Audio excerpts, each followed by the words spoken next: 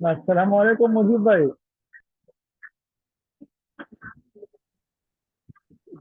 وعلیکم السلام۔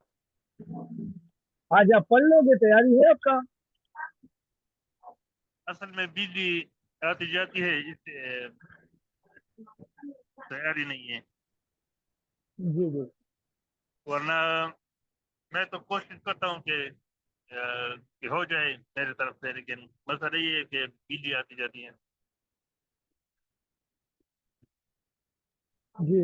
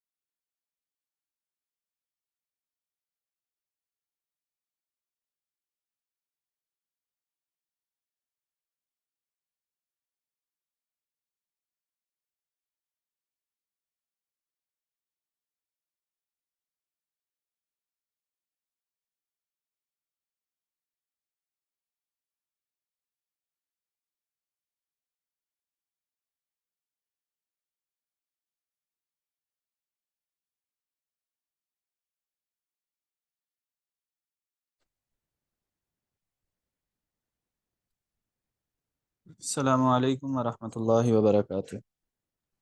وعلیکم السلام ورحمۃ اللہ وبرکاتہ۔ وعلیکم کیا السلام ورحمۃ اللہ وبرکاتہ۔ کیا حال ہیں جی آپ حضرات کے؟ ٹھیک ٹھاک ہیں؟ خیریت سے؟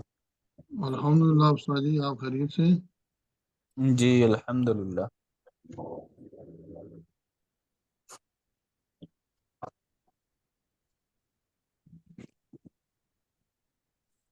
جی کس نے پڑھنا ہے آج؟ ہاں، السلام علیکم استاد جی۔ وعلیکم السلام۔ استاد جی ٹھیک ہو؟ جی الحمدللہ۔ استاد جی آج تو آپ نے ہی پڑھنا ہے، کسی ساتھی نے یاد نہیں کیا کہ ریڈنگ نہیں آج میری باری ہے؟ ہے۔ جی جی استاد جی۔ چلیں ٹھیک ہو گیا۔ جزاک اللہ استاد جی، اللہ آپ کو خوش رکھے استاد جی۔ آمین، اللہ تعالیٰ آپ حضرات کو بھی خوش رکھے۔ آمین۔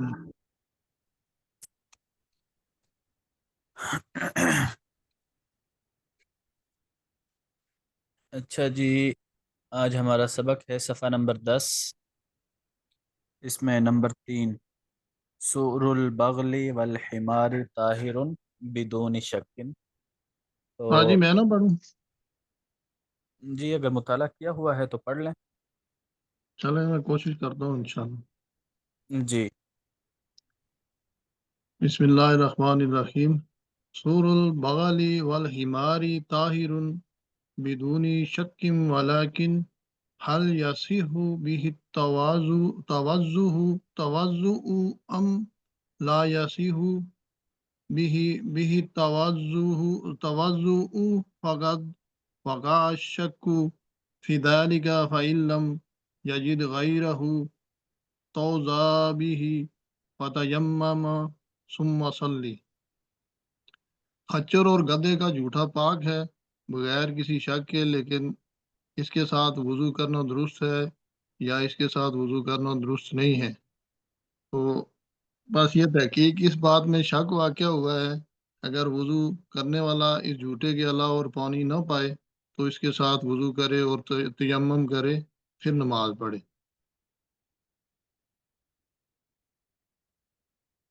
جی استاد جی۔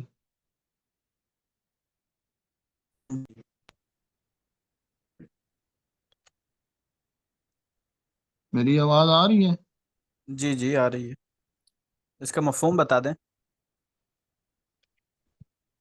سر ابھی بیان کیا گیا ہے کہ خچر اور گدے کا جھوٹا پاک ہے، لیکن اس میں مطلب یہ شک ہے کہ وضو درست ہوا ہے یا نہیں۔ تو اگر وضو کرنے والا جھوٹے کے علاوہ اگر ہمیں کوئی اور پانی نہیں ملتا تو ہم اس کے ساتھ وضو کر سکتے ہیں، اور تیمم بھی کرنا پڑے گا ساتھ میں نماز کے لیے۔ جی بالکل، تو ان کا جھوٹا جو ہے وہ پاک تو ہے، طاہر تو ہے، لیکن مطہر ہونے کے بارے میں شک ہے۔ یہ کپڑوں پہ لگ جائے کپڑے ناپاک نہیں ہوں گے، لیکن کیا ہم اس کے جھوٹے سے وضو کر سکتے ہیں؟ تو اس کا جواب یہ ہے کہ اگر پاک پانی موجود ہے صاف، پھر تو نہیں کر سکتے ان کے جھوٹے سے، لیکن اگر صاف پانی موجود نہیں ہے تو ایسی صورت میں تیمم بھی کرنا پڑے گا اور ان کے جھوٹے سے وضو بھی کرنا پڑے گا۔ اگر ان کے جی جھوٹے سے وضو ہو گیا تو ٹھیک ہے، اگر نہ ہوا تو پھر تیمم اس کی جگہ کافی ہو جائے گا۔ جی آگے۔ سعور الخنزیر نجس لا تحصل به الطہارت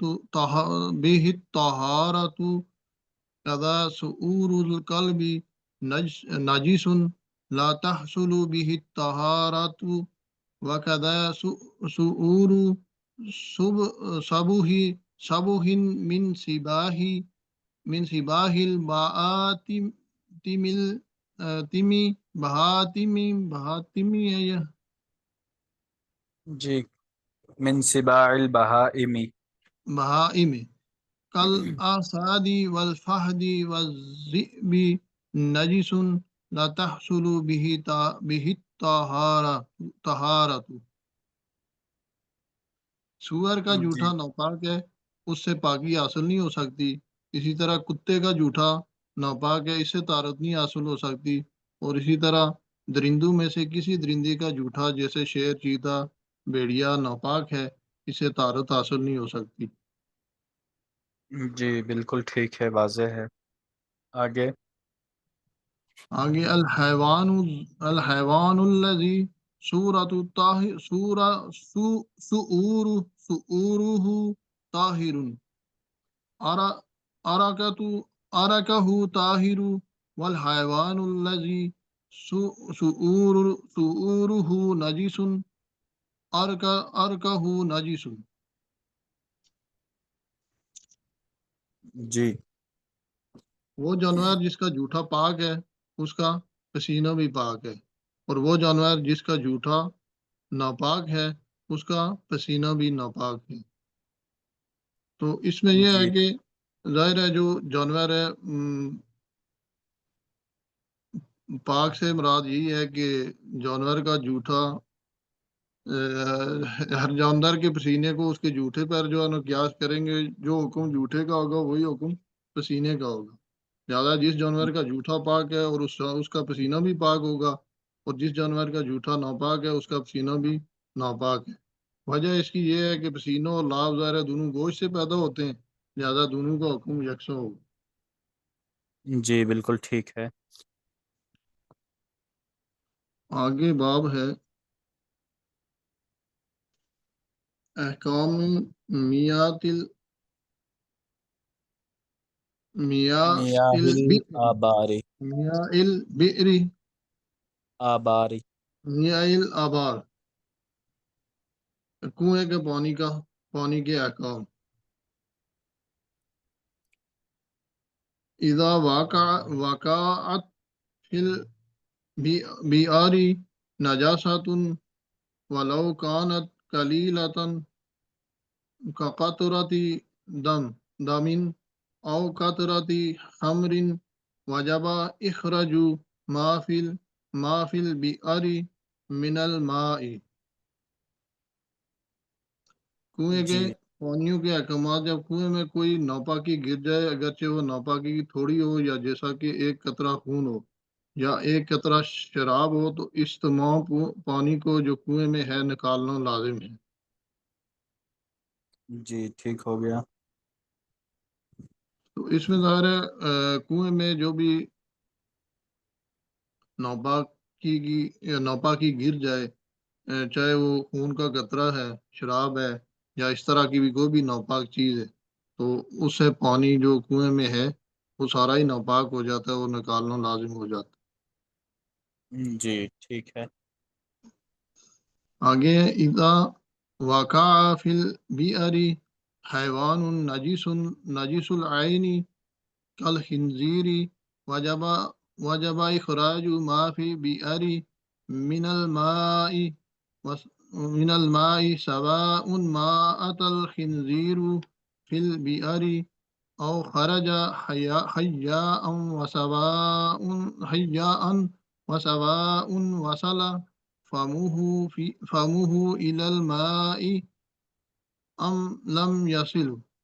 إذا وقع في البئر حيوان ليس نجس العين ولكن سؤره نجس وجب إخراج ما في البئر من الماء. جب گر جائے کنویں میں ایسا جاندار جو نجس العین ہو، جس کی ذات مکمل پلید ہو، جیسے خنزیر، تو واجب ہے اس پانی کو نکالنا جو کنویں میں ہے. برابر ہے کہ خنزیر کنویں میں مر گیا ہو یا زندہ نکل آیا ہو، اور برابر ہے کہ خنزیر کا منہ پانی تک پہنچا ہو یا نہ پہنچا ہو. جب گر جائے کنویں میں ایسا جاندار جو نجس العین ہو، عین نہ ہو، لیکن اس کا جھوٹا پاک ہو، تو ضروری ہے نکالنا اس پانی کا جو کنویں میں ہے. جی ٹھیک ہے. اس اگر کو اپنے الفاظ میں تھوڑا مفہوم کر دیں، تشریح. ہاں، اس میں عبارت میں یہ فرمایا گیا ہوا، مصنف رحمۃ اللہ علیہ نے یہ بتانا چاہ رہے ہیں کہ اگر کنویں میں جانور گر گیا، وہ نجس العین جو مطلب خنزیر ہے، خنزیر ظاہر ہے مطلب جو ہے نا وہ حرام جانور ہے، تو اس کو جو ہے نا اس کی وجہ سے کنواں ناپاک ہو جاتا ہے. اب چاہے خنزیر زندہ ہو یا مردہ ہو، پھر اس کو مطلب چاہے زندہ نکال لیا جائے یا مردہ نکال لیا جائے خنزیر، وہ ہر صورت میں جو ہے نا وہ پانی اس کا جو ہے نا کنویں کا سارا ناپاک ہو جائے گا، چاہے اس کا منہ جو ہے نا پانی تک پہنچا ہو یا نہ پہنچا ہو. آدھا مطلب وہ پانی میں کنویں کا اتنا پانی تھا کہ اس میں پورا ڈوب نہیں سکا، آدھا ہی تھا، لیکن اس صورت میں بھی کنویں کا سارا پانی نکالنا پڑے گا، چاہے وہ زندہ نکلا ہو یا مردہ نکلا ہو. اس صورت میں جو ہے نا مطلب اس کو کنویں کا تمام پانی ناپاک ہو جائے گا اور اس پانی کا نکالنا واجب ہوگا. ٹھیک ہے. آگے ہے اذا واقعی فی البئر انسان وخرج من البئر حیاء ولم تکن على بدله نجسة لا يكون الماء نجسا كذا اذا وقع في البئر بغل او حمار او صقر او هداءة وخرج حياء ولم تكن على بدنه نجاسة لا يكون الماء نجسا إذا لم يصل فمه إلى الماء وإذا وصل لعاب الواقع في الماء فهو في حكم سؤوره. جب کنویں میں گر جائے کوئی انسان اور کنویں سے زندہ نکلے اور حال یہ ہے کہ اس کے بدن پر کوئی ناپاکی نہیں ہے، تو پانی ناپاک نہیں ہوگا. اسی طرح جب گر جائے کنویں میں خچر یا گدا یا شکرا یا چیل اور ان کے جسم پر کوئی نجاست نہ لگی ہو، تو پانی ناپاک نہیں ہوگا، بشرطے کہ ان کا منہ پانی تک نہ پہنچا ہو. اور جب گرنے والے جانور کا تھوک پانی میں پہنچ جائے تو پانی اس جانور کے جھوٹے کے حکم میں ہے.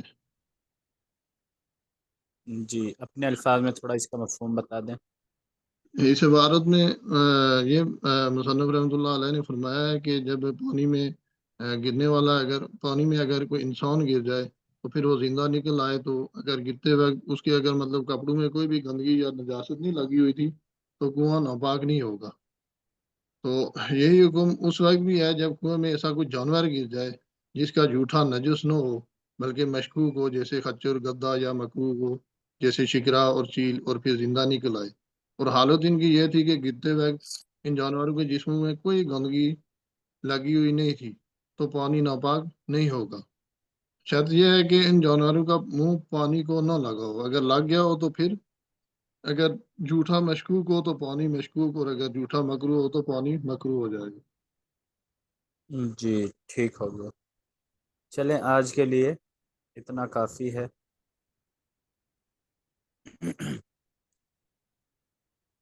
آگے ادب المفرد کھول لیں۔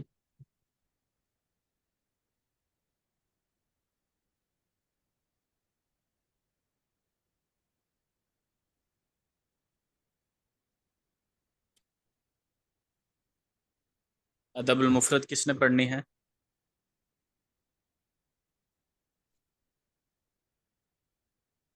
یہ روشن بھائی،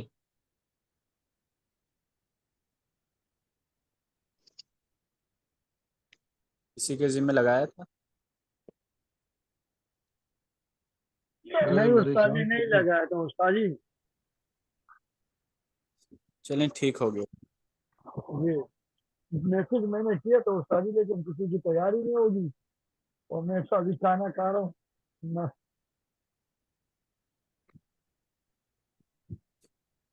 اچھا جی، ادب المفرد میں ہم نے پڑھنا ہے باب فضل السلام، سلام کی فضیلت کے بارے میں یہ باب ہے۔ حدیث نمبر ہے 986، عن ابی ہریرہ رضی اللہ تعالی عنہ ان رجلا مر علی رسول اللہ صلی اللہ علیہ وسلم وهو فی مجلس۔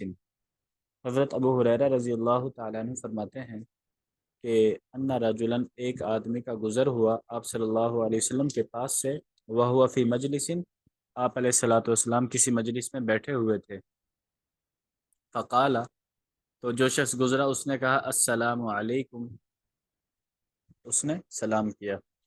آپ علیہ السلام نے فرمایا 10 حسنات، اس کو سلام کے بدلے میں 10 نیکیاں ملی ہیں۔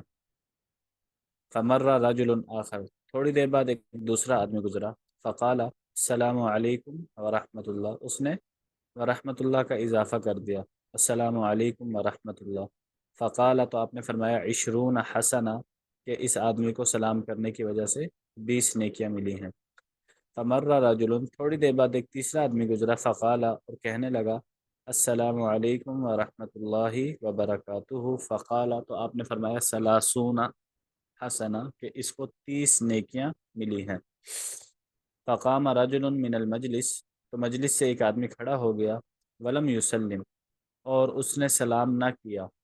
مجلس میں بیٹھے ہوئے تھے، آپ علیہ السلام بھی تھے اور صحابہ بھی تھے، تو مجلس میں سے ایک شخص اٹھا جانے کے لیے اور اس نے سلام نہ کیا۔ فقال رسول اللہ صلی اللہ علیہ وسلم، تو آپ صلی اللہ علیہ وسلم نے فرمایا ما اوشکا ما نسی صاحبکم، تمہارا ساتھی کتنی جلدی بھولنے والا ہے۔ ما اوشکا، کتنی جلدی بھولنے والا ہے تمہارا ساتھی۔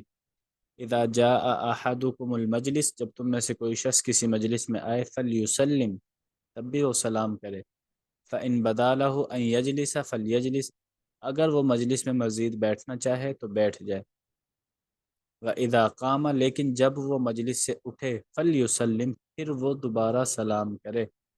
مَلْأُولَى بِأَحَقَّ مِنَ الْآخِرَةِ، پہلا سلام دوسرے سلام سے زیادہ حقدار نہیں ہے، یا پہلا سلام دوسرے سلام سے زیادہ اہمیت والا نہیں ہے۔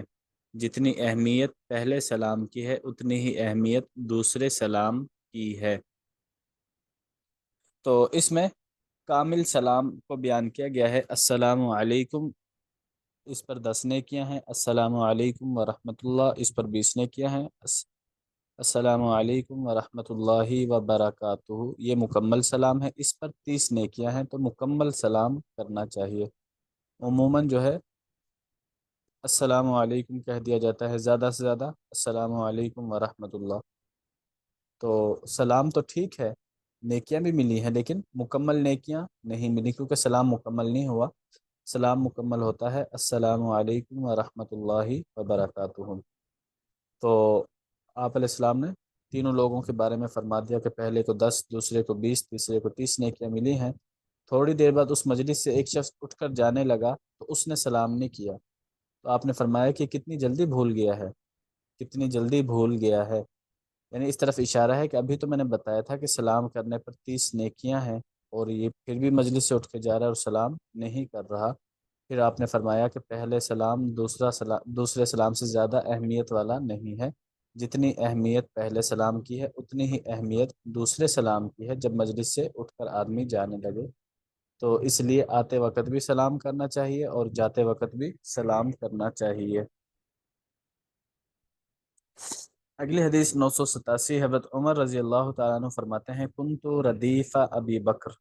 ردیف کہتے ہیں جانور کے پیچھے، جب کوئی آدمی جانور پر بیٹھا ہوا ہو تو کسی کے پیچھے بیٹھنا، گھوڑے پر بیٹھا ہوا ہے، گھوڑا چلانے والا کوئی اور ہے، اس کے پیچھے بیٹھ جائے، تو جو پیچھے بیٹھتا ہے دوسرے نمبر پر اس کو بولتے ہیں ردیف، پیچھے بیٹھنے والا شخص۔ تو حضرت عمر رضی اللہ تعالیٰ عنہ فرماتے ہیں کنت ردیف ابی بکر، میں ابو بکر رضی اللہ تعالیٰ عنہ کے پیچھے بیٹھا ہوا تھا ایک جانور پر، فیمر علی القوم، حضرت ابو بکر جس بھی قوم کے پاس سے گزرتے فیقول، تو کہتے السلام علیکم، فیقولون، تو لوگ آگے سے حضرت ابوبکر لوگوں کو سلام کر کے کیا کہتے ہیں السلام علیکم، یعنی مکمل سلام نہیں کر رہے، صرف السلام علیکم بولتے۔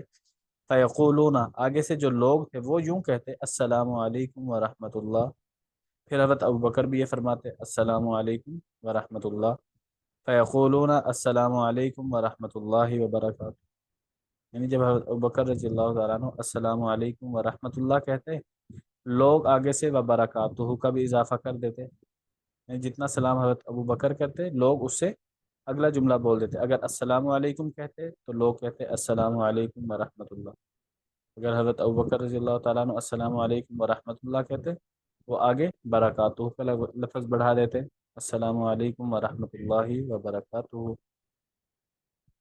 فقال ابو بکر، تو حضرت ابو بکر رضی اللہ تعالیٰ عنہ فرمانے لگے فضل علی الناس اليوم بزیادت کثیر، آج تو لوگ ہم پر فضیلت لے گئے ہیں بہت زیادہ، آج تو لوگ ہم سے بہت زیادہ فضیلت لے گئے ہیں کہ سلام میں وہ ہم سے بڑھ گئے ہیں، تو اسی طرف اشارہ ہے کہ سلام ہمیشہ مکمل کرنا چاہیے۔ اگلی حدیث 988، حضرت عائشہ رضی اللہ تعالیٰ عنہ فرماتی ہیں کہ آپ صلی اللہ علیہ وسلم نے فرمایا ما حسدکم الیہود علی شیء ما حسدوکم علی السلام والتأمین، ما حسدکم، تم سے حسد نہیں کرتے یہودی لوگ علی شیء، کسی بھی چیز پر، ما حسدوکم، اس قدر جتنا کہ وہ تم سے حسد کرتے ہیں سلام پر، والتامین، اور آمین کہنے پر، یعنی یہودی لوگ تم سے ویسے تو حسد کرتے ہی کرتے ہیں لیکن سب سے زیادہ حسد دو چیزوں پر کرتے ہیں، ایک ہے السلام علیکم ورحمۃ اللہ وبرکاتہ، اس پر ان کا حسد ہوتا ہے، حسد کہتے ہیں کہ مسلمان سلام کیوں کرتے، دوسرا جب آمین کہتے ہیں نماز کے دوران ہو یا ویسے دعاؤں میں ہو آمین، تو اس پر وہ بہت زیادہ حسد کرتے ہیں۔ اس کی وجہ یہ ہے کہ قرآن پاک میں بھی اللہ تعالیٰ نے فرما دیا کہ یہودی جو ہیں وہ مسلمانوں کے دشمن ہیں، یہودی مسلمانوں کے دشمن ہیں، عیسائی بھی مسلمانوں کے دشمن ہیں، لیکن جو یہودی ہیں وہ سخت دشمن ہیں، عیسائی دشمن ہیں لیکن یہودیوں کی بنسبت کافی نرم ہے، دشمنی ہے، دشمنی کا انکار نہیں ہے، لیکن یہودیوں کی بنسبت کم ہے، ہلکی ہے ان کی دشمنی، تو یہودی مسلمانوں کے خیر خواہ ہو سکتے، جبکہ السلام علیکم اس کا ترجمہ ہے اللہ تعالیٰ کی طرف سے تم پر سلامتی ہو، یہ تو خیر خواہی کے خلاف ہو گیا، اس لیے وہ سلام کرنے کے اوپر بھی حسد کرتے ہیں کہ مسلمانوں کو سلام نہ کرنا پڑے۔ پیچھے ہم روایت پڑھ چکے ہیں کہ ایک مرتبہ یہودی آئے آپ علیہ السلام کے پاس، تو سلام کے بجائے یوں انہوں نے کہا السلام علیکم، السام کا لفظ بولا، اور سام کہتے ہیں موت کو، جس پر حضرت عائشہ رضی اللہ تعالیٰ عنہ غصہ کر گئی تھی، آپ علیہ السلام نے ان کو پھر منع فرمایا۔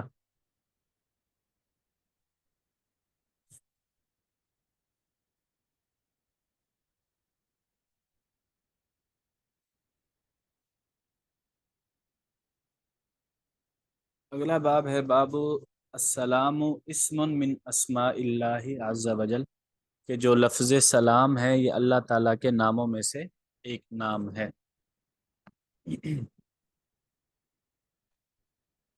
حدیث نمبر ہے 999۔ حضرت انس رضی اللہ تعالی عنہ فرماتے ہیں کہ آپ صلی اللہ علیہ وسلم نے فرمایا ان السلام اسم من اسماء اللہ تعالی، کہ سلام اللہ تعالیٰ کے ناموں میں سے ایک نام ہے۔ وضعہ اللہ فی الارض، اللہ تعالیٰ نے یہ نام زمین میں رکھا ہے۔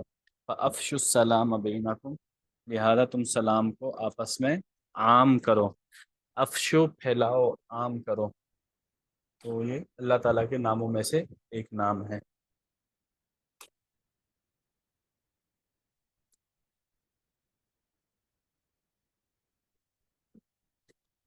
اگلا باب ہے، اگلی حدیث ہے 990۔ حضرت ابو مسعود رضی اللہ تعالیٰ عنہ فرماتے ہیں کانو یصلون خلف النبی صلی اللہ علیہ وسلم، کہ صحابہ جو ہے اللہ کے نبی کے پیچھے نماز پڑھتے تھے۔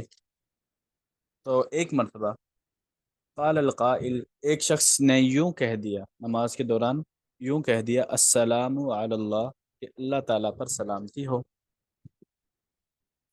فلما قضى النبی صلی اللہ علیہ وسلم صلاتہ، جب آپ علیہ الصلوۃ والسلام نے نماز پوری کر لی، قال، تو پوچھنے لگے من القائل، کس نے وہ جملہ بولا تھا، السلام علی اللہ، کہ اللہ پر سلامتی ہو، یہ جملہ کس نے بولا؟ پھر فرمانے لگے ان اللہ هو السلام، کہ سلام اللہ تعالیٰ کی ذات خود سلام ہے۔ ولیکن قولوا، لیکن تم یہ پڑھا کرو، التحیات للہ والصلوات والطیبات، السلام علیک ایہا النبی ورحمۃ اللہ وبرکاتہ، السلام علینا وعلی عباد اللہ الصالحین، اشہد ان لا الہ الا اللہ واشہد ان محمدا عبدہ ورسولہ۔ یعنی آپ نے تشہد ان کو سکھلا دیا کہ تم السلام علی اللہ نہ کہا کرو، بلکہ یہ تشہد پڑھا کرو، آپ نے ان کو تشہد سکھا دیا۔ آگے کہتے ہیں وَقَدْ كَانُوا يَتَعَلَّمُونَهَا، کہ صحابہ تشہد کو سیکھتے تھے، کما يَتَعَلَّمُ أَحَدُكُمُ السُّورَةَ مِنَ الْقُرْآنِ، جیسے تم میں سے کوئی شخص قرآن پاک کی کوئی صورت سیکھتا ہو۔ قرآن پاک کی صورت جس طرح لوگ اہتمام کے ساتھ سیکھتے ہیں، تو تشہد کو بھی صحابہ اسی طرح اہتمام کے ساتھ سیکھتے تھے۔ تو مطلب وہی ہے کہ اللہ تعالیٰ تو سلامتی عطا کرنے والے ہیں۔ سلام کا مطلب سلامتی عطا کرنے والا۔ سلام کا ایک دوسرا ترجمہ آتا ہے ہر قسم کے عیب سے سالم، صحیح سالم، اس کے اندر کسی قسم کا کوئی عیب نہیں ہے۔ تو اللہ تعالیٰ کی ذات سلام ہے، یعنی ہر قسم کے عیوب سے سالم ہے، پاک صاف ہے۔ اور دوسرا ہے سلامتی عطا کرنے والا، تو اللہ تعالیٰ کی ذات ہی سلامتی عطا کرنے والی ذات ہے۔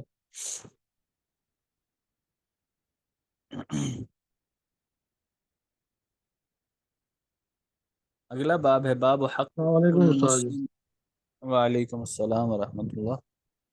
استاد جی اپنا یہ جو اتحیات ہے، اس کے بارے میں جو ہے نا وہ تھوڑی سی رہنمائی چاہیے کہ اس کا جو نبی پاک صلی اللہ علیہ وسلم جب معراج پہ تشریف لے گئے تھے تو اللہ پاک سے جو ان کے جو کلام ہوا تھا وہ یہ اتحیات ہی ہوا تھا، یہی جی الفاظ۔ بالکل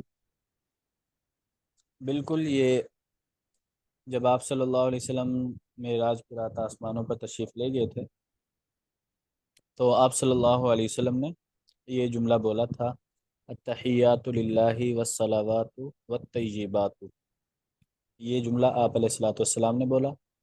آگے سے پھر اللہ تعالیٰ نے جواب دیا السلام علیک ایہا النبی ورحمۃ اللہ وبرکاتہ۔ پھر ساتھ میں حضرت جبرائیل علیہ الصلوۃ والسلام نے یہ اس جملے کا اضافہ کیا السلام علینا وعلی عباد اللہ الصالحین۔ تو یہ مکمل کلام ہے اللہ تعالیٰ کے۔ پہلا جو ابتدائی کلمات ہیں وہ آپ علیہ السلام کے ہیں، اور جو دوسرا ہے السلام علیک ایہا النبی، یہاں سے اللہ تعالیٰ کا کلام ہے، اور السلام علینا یہ حضرت جبرائیل علیہ الصلوۃ والسلام کا کلام ہے۔ جزاک اللہ۔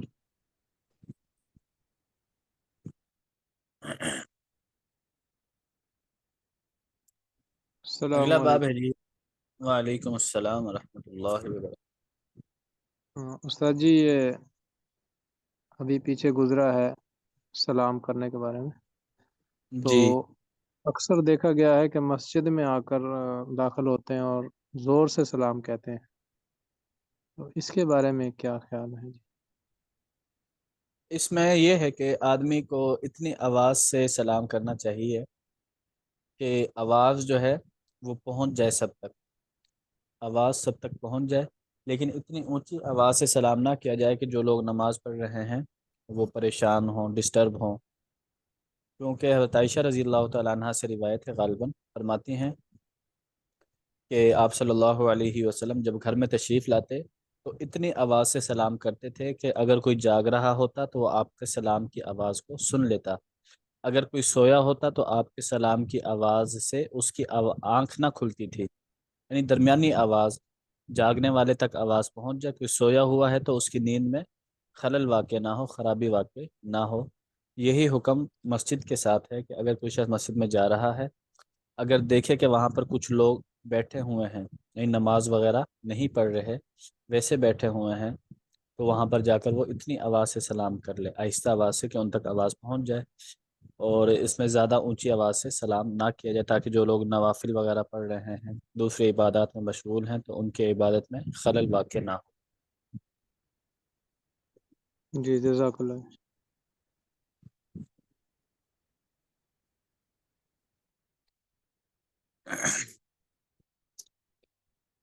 باب حق المسلم علی المسلم ان یسلم علیہ اذا لقیہ۔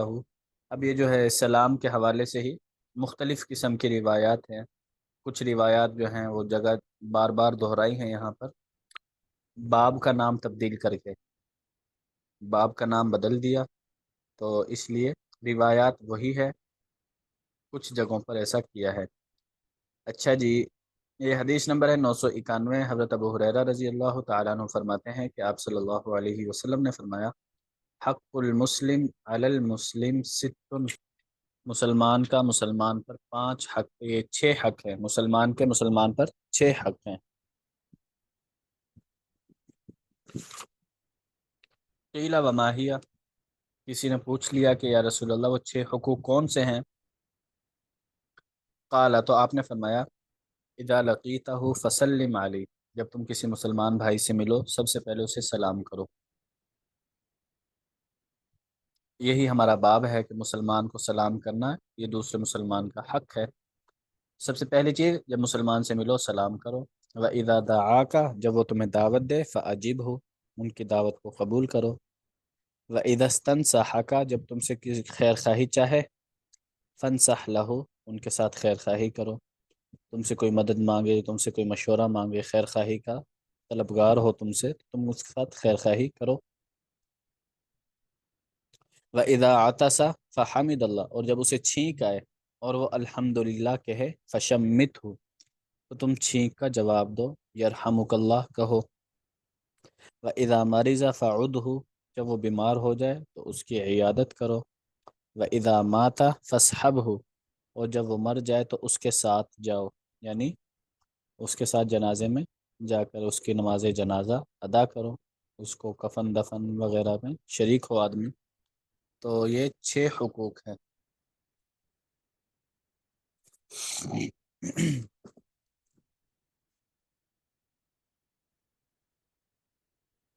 آگے ہے جی، باب یسلم الماشی علی القائد، کہ چلنے والا شخص سلام کرے گا بیٹھے ہوئے شخص کو۔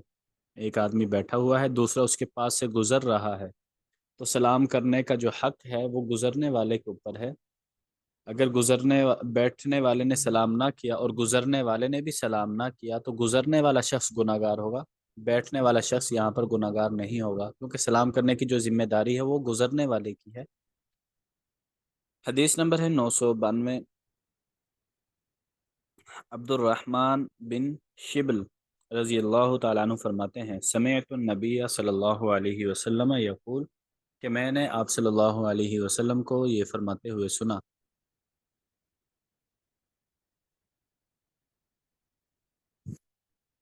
یسلم الراکب علی الراجل، راکب جو سوار ہو، راجل یہ رجل سے نکلا ہے، رجل بولتے ہیں پاؤں کو، جو پیدل چل رہا ہو، راکب سوار، راجل پیدل چلنے والا۔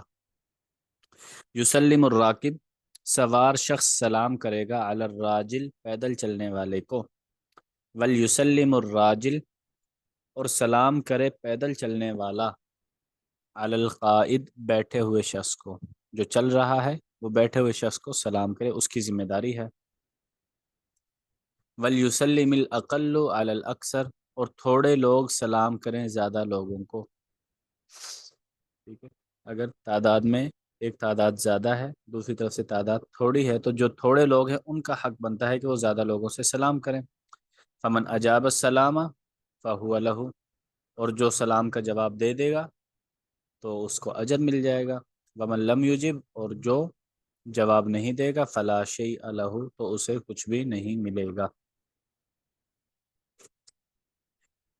अगली हदीस 993, ये हज़रत अबू हुरैरा रज़ी अल्लाह तआला अन्हु से है, फरमाते हैं कि आप अलैहिस्सलाम ने फरमाया युसल्लिमुर राकिब अलल माशी सवार शख्स सलाम करेगा माशी पैदल चलने वाले को, वल माशी और पैदल चलने वाला सलाम करेगा अलल काइद बैठे हुए शख्स को, वल कलील और थोड़े लोग सलाम करेंगे अलल कसीर ज़्यादा लोगों को।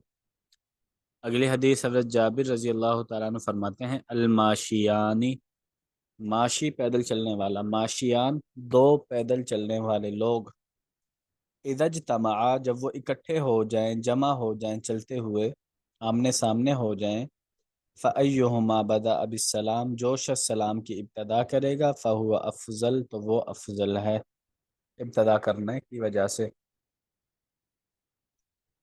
तो इन ये तो तीनों रिवायात बयान हुई हैं, इनमें ये बात बयान की गई है कि जिस शख्स की हालत या कैफियत जो है वो दूसरे की बनिस्बत आला है, ठीक है, एक बैठा हुआ है दूसरा खड़ा हुआ है, तो खड़ा हुआ फिलहाल उसकी हालत ऊपर की है बढ़ी हुई है। इसी तरह एक पैदल चल रहा है दूसरा जानवर पर सवार होकर चल रहा है, तो जो जानवर पर सवार है ये उससे बरतर है पैदल चलने वाले से। तो जिसको भी किसी भी किस्म की थोड़ी सी बरतरी हासिल हो तो उसका हक बनता है कि वो दूसरे लोगों को सलाम करे। तो दूसरी बात यहाँ पर यह बयान की गई कि अगर मजमा है, एक तरफ ज़्यादा मजमा है दूसरी तरफ थोड़ा मजमा है, तो जो थोड़े लोग हैं उनका हक बनता है कि वो ज़्यादा लोगों को सलाम करें। इसमें दूसरी बात ये भी है कि जो थोड़े लोग हैं उनमें से अगर कोई एक शख्स सलाम कर ले तो सबकी तरफ से काफ़ी हो जाएगा, और जिन लोगों को सलाम किया गया है उनमें से कोई एक जवाब दे दे तो वो भी सबकी तरफ से काफ़ी हो जाएगा। हर एक का अलग अलग सलाम करना और हर एक का अलग अलग जवाब देना वो ज़रूरी नहीं है।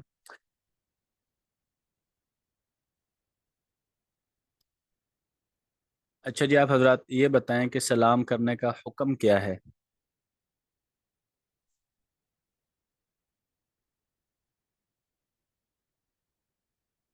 जी कौन बताएगा, सलाम करने का हुक्म क्या है। अस्सलाम वालेकुम उस्ताद जी। वालेकुम अस्सलाम रहमतुल्लाह।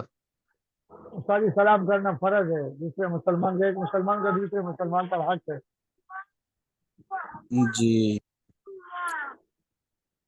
और ये उस्ताद जी और फर्ज है कोई ना? साथी, जी और कोई साथी बताए।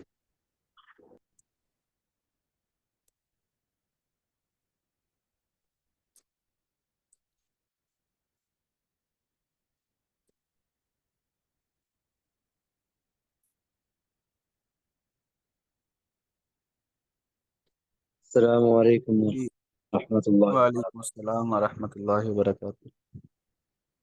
उस्ताद जी, सलाम करना फर्ज के दर्जे में तो नहीं आएगा, क्योंकि फर्ज के छोड़ने पर गुनाह होता है, और अगर कोई सलाम नहीं करता तो उसको गुनाह नहीं होता। तो ये फर्ज के दर्जे में नहीं आएगा, सुन्नत के दर्जे में आएगा। जी बिल्कुल ठीक है, सलाम करना सुन्नत है, सलाम करना सुन्नत है, और ये सुन्नत मुअक्किदा के दर्जे में है, सुन्नत मुअक्किदा के दर्जे में है सलाम करना। और सलाम का जवाब देने का क्या हुक्म है, अगर कोई सलाम कर ले तो जवाब देने का क्या हुक्म है। अस्सलाम जिसको वालेकुम। सलाम किया जाए उसके ऊपर वाजिब है जवाब देना। जी सलाम कर लिया तो सलाम का जवाब देना वाजिब हो जाता है। इब्तिदाअन सलाम करना सुन्नत है, اگر کوئی سلام کر لے تو سلام کا جواب دینا واجب ہو جاتا ہے۔ جی بالکل ٹھیک ہے۔ اچھا جی، ایک اور سوال ہے سلام سے ہی متعلق۔ اگر میں آپ سے یوں کہوں کہ آپ میرا سلام فلاں آدمی کو پہنچا دینا، اس کا کیا حکم ہوگا؟ مثال کے طور پر جی میں نے روشن حیات بھائی سے کہا جی آپ میرا سلام ان تک پہنچا دیں، جی بھائی جاوید صاحب تک پہنچا دیں، تو اس کا کیا حکم ہوگا؟ تو استاد جی یہ اس تو کے استاد جی لیے ایک قسم کی امانت ہو گئی نا، تو امانت کو پہنچانا یہ ضروری ہوتا ہے۔ میرے خیال کے مطابق یہ تقریباً فرض کے درجے میں آئے گا۔ جی آپ نے آدھی بات کی ہے وہ ٹھیک کی ہے، اس میں تھوڑی سی وضاحت مزید ہے۔ تو مطلب آپ استاد جی اس کو وعلیکم السلام بھی کہو گے نا استاد جی؟ وہ تو ایک علیحدہ چیز ہے نا۔ جی میرا سوال یہ ہے کہ اگر میں نے آپ سے کہا کہ آپ میرا سلام جاوید بھائی تک پہنچا دیں، تو اب جی سلام پہنچانے کا کیا حکم ہے؟ جواب تو اسی طرح دیا جائے گا، علیکہ وعلیہ السلام۔ لیکن جو میں نے آپ کو کہا ہے کہ آپ میرا سلام پہنچا دیں، اس کا کیا حکم ہے؟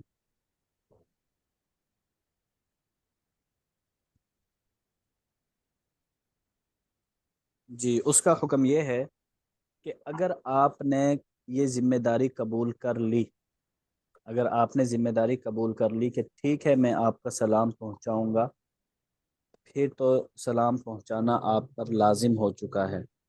آپ نے وعدہ کر لیا ایک قسم کا کہ میں آپ کا سلام پہنچاؤں گا، پھر سلام پہنچانا آپ پر لازم ہو جائے گا۔ لیکن اگر آپ یوں کہہ دیں کہ میں سلام آپ کو پہنچا دوں گا انشاءاللہ، یا اگر ملاقات ہوئی، اگر مجھے یاد رہا، خشک تو خارس ہو رہی ہے۔ ایسی صورت میں پھر یہ لازم نہیں ہوگا، بلکہ پہنچا دینا افضل ہوگا۔ اگر نہ بھی پہنچایا تب بھی بندہ گناہگار نہیں ہوگا۔ اگر اس نے مطلقاً کہہ دیا کہ ٹھیک ہے میں آپ کا سلام پہنچا دوں گا، پھر سلام پہنچانا ضروری ہو جائے گا، نہ پہنچانے کی صورت میں بندہ گناہگار ہوگا۔ یعنی کہ اگر شرط لگا دی جائے تو پھر ضروری نہیں ہے۔ جی انشاءاللہ کہہ دے، یا اگر مجھے موقع ملا، اگر مجھے یاد رہا، پھر یہ ایک قسم کی وہ شرط ہو جاتی ہے نا۔ جی جی یا انشاءاللہ کہہ دیا، وہ بھی ایک قسم کی شرط ہے کہ اگر اللہ تعالیٰ نے چاہا۔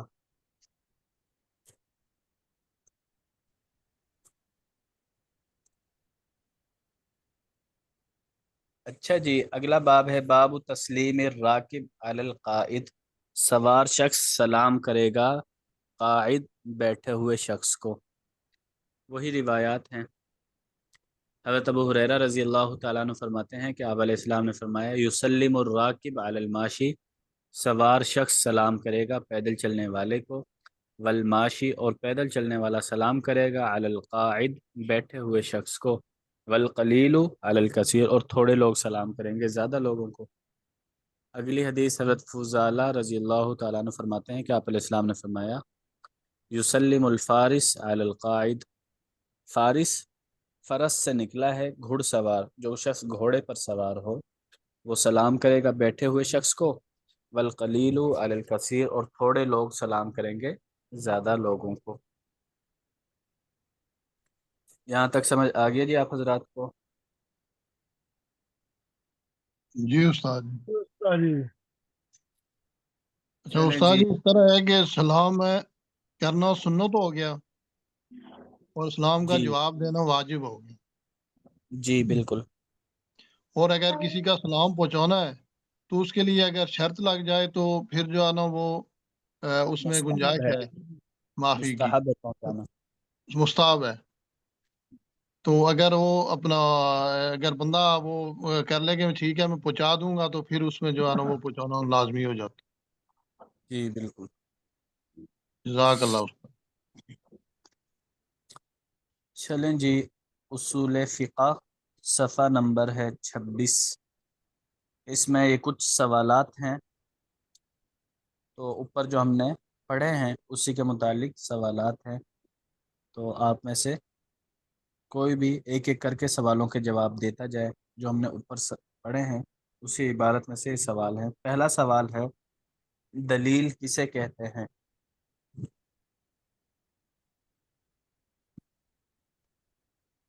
جی دلیل کسے کہتے ہیں؟ جس میں غور و فکر کے بعد کسی چیز کے بارے میں حکم کو جانا جا سکے. جی دلیل یہ قرآن پاک کی آیت ہو سکتی ہے، حدیث سے پاک ہو سکتی ہے، یا کوئی بھی عبارت ہو سکتی ہے. اس کے اندر غور و فکر کر کے ہم کوئی مسئلہ وہاں سے نکالیں، کوئی حکم وہاں سے نکالیں. تو جس عبارت سے حکم نکلتا ہے اس عبارت کو دلیل کہا جاتا ہے. دوسرا سوال ہے حکم شرعی کی تعریف کیجیے. حکم شرعی کسے کہتے ہیں؟ جی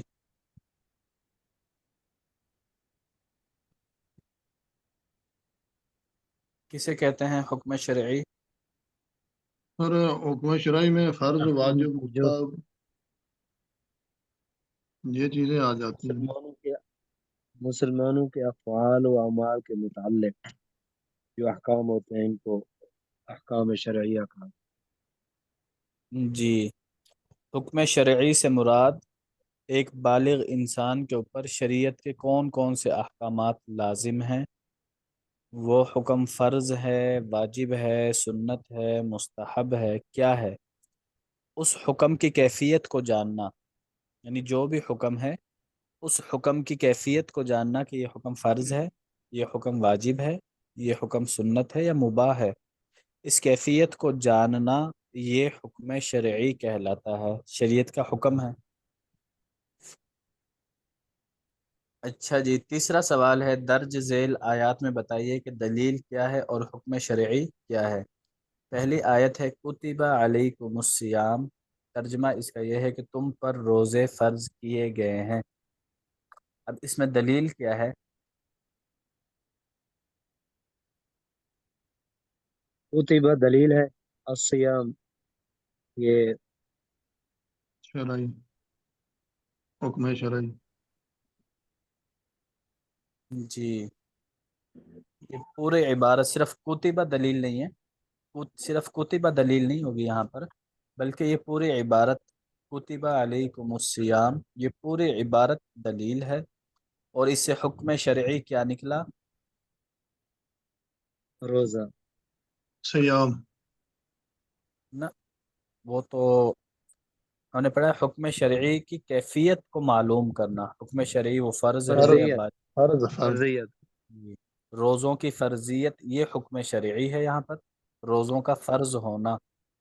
اور یہ پوری عبارت کتب علیکم الصیام یہ دلیل ہے. اس سے نیچے والی آیت ہے احل اللہ البیع، اللہ تعالیٰ نے بے کو حلال کیا. اس میں دلیل کیا ہے؟ پوری عبارت دلیل ہوگی. اللہ اور البیع پوری عبارت دلیل ہے اور حلال ہونا یہ اس کا حکم ہے. جی بے بولتے ہیں خرید و فروخت کو، معاملات کو، جو لین دین کے معاملات ہیں، خرید و فروخت کے معاملات ہیں، ان کو بے بولتے ہیں عربی زبان میں. کہ اللہ تعالیٰ نے خرید و فروخت والے معاملات کو حلال کر دیا ہے. تو خرید و فروخت کا حلال ہونا یہ حکم شرعی ہے، اور یہ پورے عبارت احل اللہ البیع یہ اس کی دلیل ہے. چوتھا سوال ہے متفق علیہ ادلہ کتنے ہیں اور کیا کیا ہیں؟ جی یہ بتا دیں.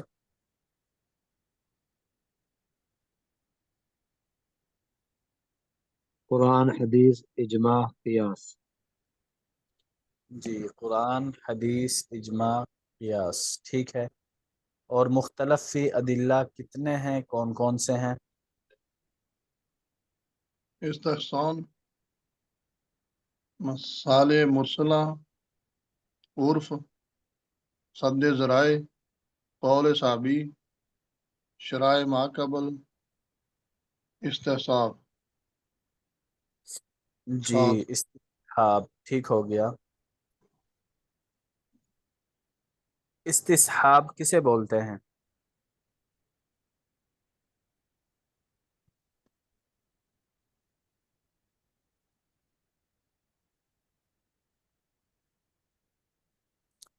जी, इस्तिस्हाब किसे बोलते हैं? आगे जो हम किताबें पढ़ेंगे उन किताबों के अंदर ना ये अल्फाज ये इस्तेमाल होंगे। जो ज़्यादा इस्तेमाल होने वाले हैं, एक तो होगा सद्दे ज़राए का, दूसरा इस्तिहसान और तीसरा इस्तिस्हाब। ये तीन लफ्ज़ आगे जो है ज़्यादा इस्तेमाल होंगे, इस्तिहसान, इस्तिस्हाब और सद्दे ज़राए। तो इनके बारे में मुकम्मल याद होना चाहिए। इस्तिहसान कहते हैं खुफिया दलील को, कियास के मुकाबले में कोई खुफिया दलील आ जाए, कोई मजबूत दलील आ जाए, उसको कहते हैं इस्तिहसान। सद्दे ज़राए किसी भी हलाल काम को इसलिए हराम कर देना कि ये हलाल काम किसी हराम काम का ज़रिया और सबब बन सकता है। जैसे रोज़े के दौरान बीवी का बोसा लेना हलाल है, लेकिन हराम कर दिया रोज़े की हालत में, कहीं जिमा का ज़रिया ना बन जाए। किसी भी हलाल काम को इसलिए हराम करार देना कि ये हलाल काम कहीं हराम काम का ज़रिया ना बन जाए, इसको कहते हैं सद्दे ज़राए। तीसरी चीज़ है इस्तिस्हाब। इस्तिस्हाब कहते हैं कि किसी भी आदमी की या किसी भी चीज़ की गुज़िश्ता हालत को सामने रखते हुए मौजूदा हालत पर वही हुक्म लगाना जो गुज़िश्ता हालत में था। यानी किसी चीज़ का गुज़िश्ता हालत आपके सामने है, मौजूदा हालत में पता नहीं चल रहा कि इसके ऊपर क्या हुक्म लगेगा। गुज़िश्ता हालत आपके सामने है, लेकिन मौजूदा हालत में उसके ऊपर आप क्या हुक्म लगाएं वो हुक्म आपको मालूम नहीं है, तो आप गुज़िश्ता हालत वाला हुक्म ही मौजूदा हालत पर लगा दें, इसको कहते हैं इस्तिस्हाब। मिसाल के तौर पर एक आदमी, आपने उसे वज़ू करते हुए देखा, 5 मिनट बाद आपको पता नहीं है कि अब इस आदमी का वज़ू है या नहीं है, 10 मिनट बाद आपको नहीं पता कि इस आदमी का वज़ू है या नहीं, लेकिन आप गुज़िश्ता हालत को सामने रखेंगे। जो 10 मिनट पहले वो वज़ू कर रहा था, उस हालत को सामने रखते हुए आप कहेंगे कि ये आदमी बावुज़ू है। इसको कहते हैं इस्तिस्हाब। गुज़िश्ता हालत को सामने रखते हुए किसी की मौजूदा हालत पर वही हुक्म लगा दिया जाए। तो ये तीनों चीज़ें जहन में बैठ गई हैं आप हजरात के?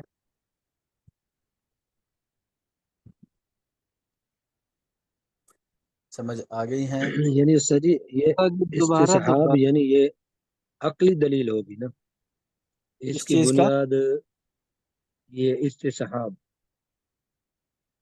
जी बिल्कुल।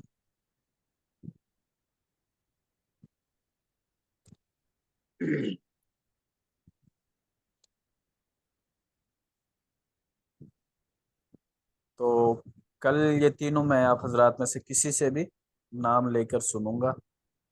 किसी से इस्तिहसान पूछ लूंगा, किसी से इस्तिस्हाब, किसी से सद्दे ज़राए। तो ये सब ने याद करने हैं। जी उस्ताद जी, अच्छा इंशाल्लाह। कल छुट्टी है इंशाल्लाह। जी।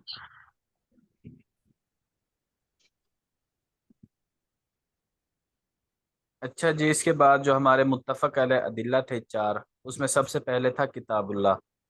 अब आगे किताबुल्लाह के मुतालिक अहकामात बयान करेंगे, उसके बाद हदीस के मुतालिक, फिर इजमा के हवाले से, फिर कियास के हवाले से। तो सबसे पहले किताबुल्लाह, कुरान पाक। उसकी तारीफ़ कर रहे हैं, किताबुल्लाह से क्या चीज़ मुराद है, कुरान पाक की तारीफ़ क्या है। इसमें कुछ शराइत हैं। नंबर एक, वो किताब, किताबुल्लाह से मुराद वो किताब है जो अरबी ज़ुबान में मोहम्मद रसूलुल्लाह सल्लल्लाहु अलैहि वसल्लम पर नाजिल हुई हो। दो शर्तें हैं, पहली अरबी ज़ुबान के अंदर, दूसरी आप सल्लल्लाहु अलैहि वसल्लम पर नाजिल है हुई है, वो किताबुल्लाह कुरान पाक कहलाएगा। दूसरी शर्त, इसके अल्फाज और मानी दोनों मिन जानिबिल्लाह हैं। यानी जो कुरान पाक है, कुरान पाक का जो इसके अल्फाज हैं, एक एक लफ्ज़ ये अल्लाह ताला का कलाम है। अल्लाह ताला ने अपनी ज़ुबान मुबारक से ये एक एक लफ्ज़ पढ़ा है कलामुल्लाह का, किताबुल्लाह का। इसका ये भी अल्लाह ताला की तरफ से है, और इसके जो मानी बनते हैं वो भी अल्लाह ताला की तरफ से ही हैं।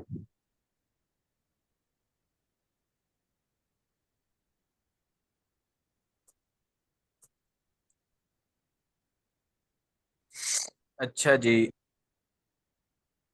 तीसरी शर्त है वो तवातुर के साथ हम तक पहुंची है। किताबुल्लाह तवातुर के साथ हम तक पहुंची है। तवातुर का मतलब यह है कि उसको हर ज़माने में इतनी कसीर तादाद में लोग पढ़ने वाले हों जिनका झूठ पर मुत्तफिक होना नामुमकिन हो। यानी हर ज़माने में इतने ज़्यादा लोग उसको पढ़ने वाले हैं कि जो लोग झूठ पर मुत्तफिक नहीं हो सकते, यानी अकल ही नहीं मानती कि इतने सारे लोग झूठ बोल सकते हैं मिलकर। अब मिसाल के तौर पर मौजूदा ज़माना ही देख लें। मौजूदा ज़माने में कुरान पाक की जो तिलावत हो रही है, ये जो हमसे बाद वाला ज़माना आएगा उसके लिए हमारा ज़माना जो मौजूदा ज़माना है 2024 से तवातुर कहलाएगा कि 2024 में कुरान पाक की तिलावत तवातुर के साथ होती रही। पूरी दुनिया में हो रही है जिनका झूठ पर मुत्तफिक होना अक्लन नामुमकिन है कि पूरी दुनिया गलत कुरान पाक पढ़ रही है। ऐसा तो नहीं हो सकता। पूरी दुनिया में पढ़ा जा रहा है, ठीक पढ़ा जा रहा है, इसे बोलते हैं तवातुर। चौथी शर्त है जी किताबुल्लाह की, वो सूरह फातिहा से शुरू है और सूरतुन नास पर ख़त्म है। पांचवी है इसका नाम कुरान मजीद है। इसके दूसरे नाम भी आते हैं।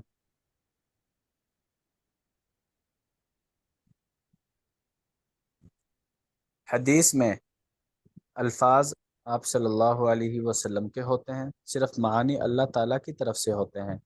जो अहादीस हैं, अहादीस में आप सल्लल्लाहु अलैहि वसल्लम के दिल में कोई बात डाल दी जाती है अल्लाह ताला की तरफ से, जो हदीस होती है। अब उस बात को लोगों तक पहुंचाने के लिए जो अल्फाज होते हैं ना, वो अल्फाज खुद आप अलैहिस्सलातु वस्सलाम के होते हैं, अल्लाह ताला की तरफ से अल्फाज नहीं होते। जबकि कुरान पाक के अल्फाज भी अल्लाह ताला की तरफ से होते हैं, कुरान पाक का मानी भी अल्लाह ताला की तरफ से होता है। लेकिन हदीस पाक के अंदर सिर्फ मानी अल्लाह ताला की तरफ से होते हैं, आप अलैहिस्सलाम के दिल में डाल दिए जाते हैं। उन मानी को अपने अल्फाज में आप अलैहिस्सलातु वस्सलाम लोगों तक पहुंचाते हैं।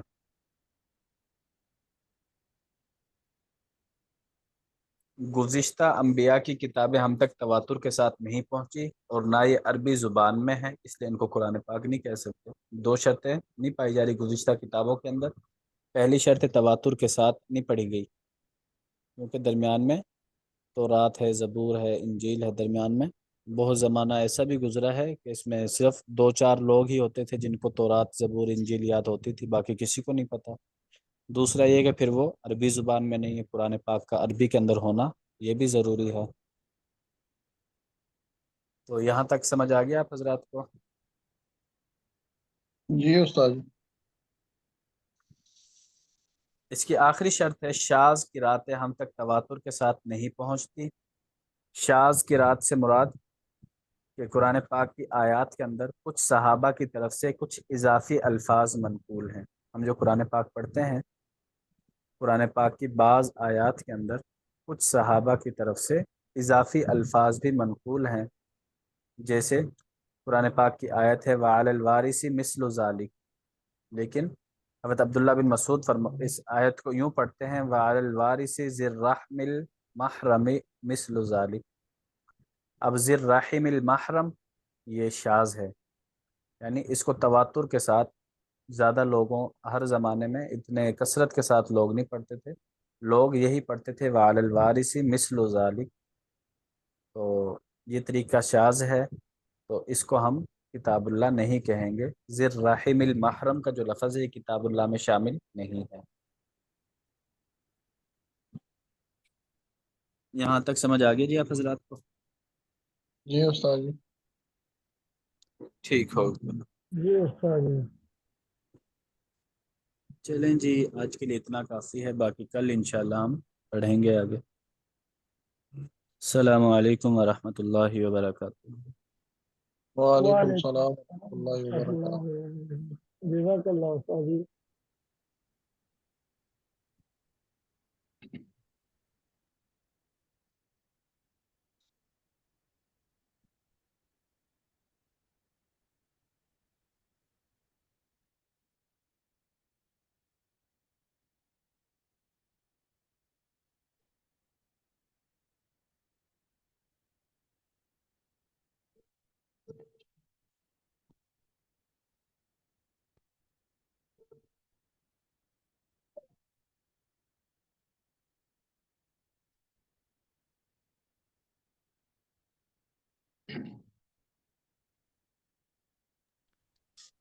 السلام علیکم ورحمۃ اللہ وبرکاتہ.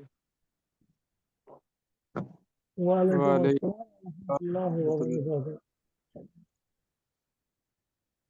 خیریت سے ٹھیک ہے. جی الحمدللہ خیریت سے ہیں ساتھی. شکر ہے جی استاد الحمدللہ. استاد آپ ٹھیک ہو؟ جی الحمدللہ حضرت کی دعا. جزاک اللہ خیر. اللہ پاک آپ کو کامیاب کرے. استاد آمین آمین.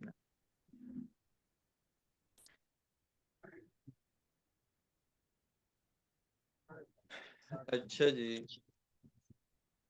طبیعت سب کی ٹھیک ہے.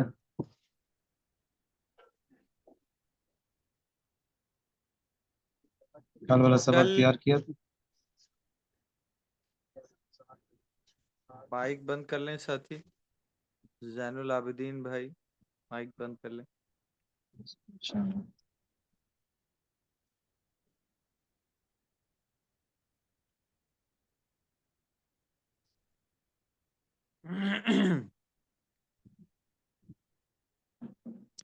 اچھا جی چلو جی. منہیات میں سے قاری محمد عمر صاحب اور قاری سجاد صاحب ابھی تک نہیں پہنچے. زین العابدین نقش بندی صاحب آپ اپنا مائک بند کر لیں بڑی مہربانی. جزاک اللہ.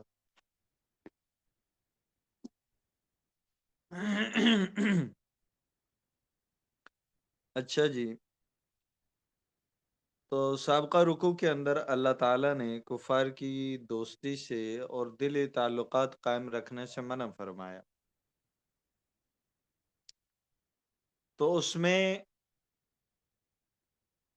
جو ظاہراً خطاب تھا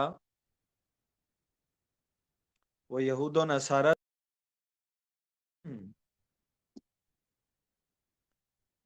سوری خطاب مسلمانوں سے تھا لیکن یہود و نصارہ کے بارے میں تھا کہ ان سے دلی تعلقات جو ہے قائم نہ کیے جائیں. وجہ یہ ہے کہ اسلام کا مخالف کبھی بھی مسلمان کا دوست نہیں بن سکتا. اس رکوع کے اندر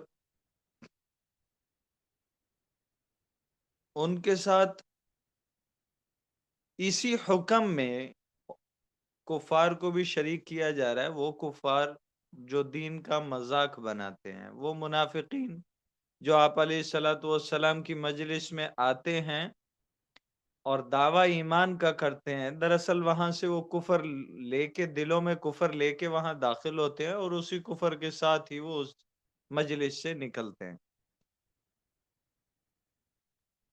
تو یہ لوگ نہ اسلام کے کبھی یہ لوگ نہ کبھی مسلمانوں کے دوست بن سکتے ہیں، نہ اسلام کو اپنے دلوں میں راسخ کر سکتے ہیں، کیونکہ ان کے دلوں میں کفر اللہ تعالی نے مقید کر دیا، قید کر دیا، وہ بھی ان کی بدعمالیوں کی بدولت.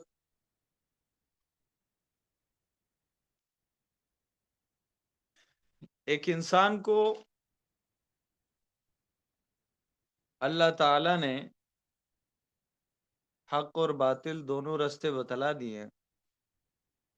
پھر جس میں وہ اپنا من لگائے گا، جس راستے پر اس کو چلنے کی چاہت ہوگی، اس کے لیے وہی مقدر کر دیا جائے گا.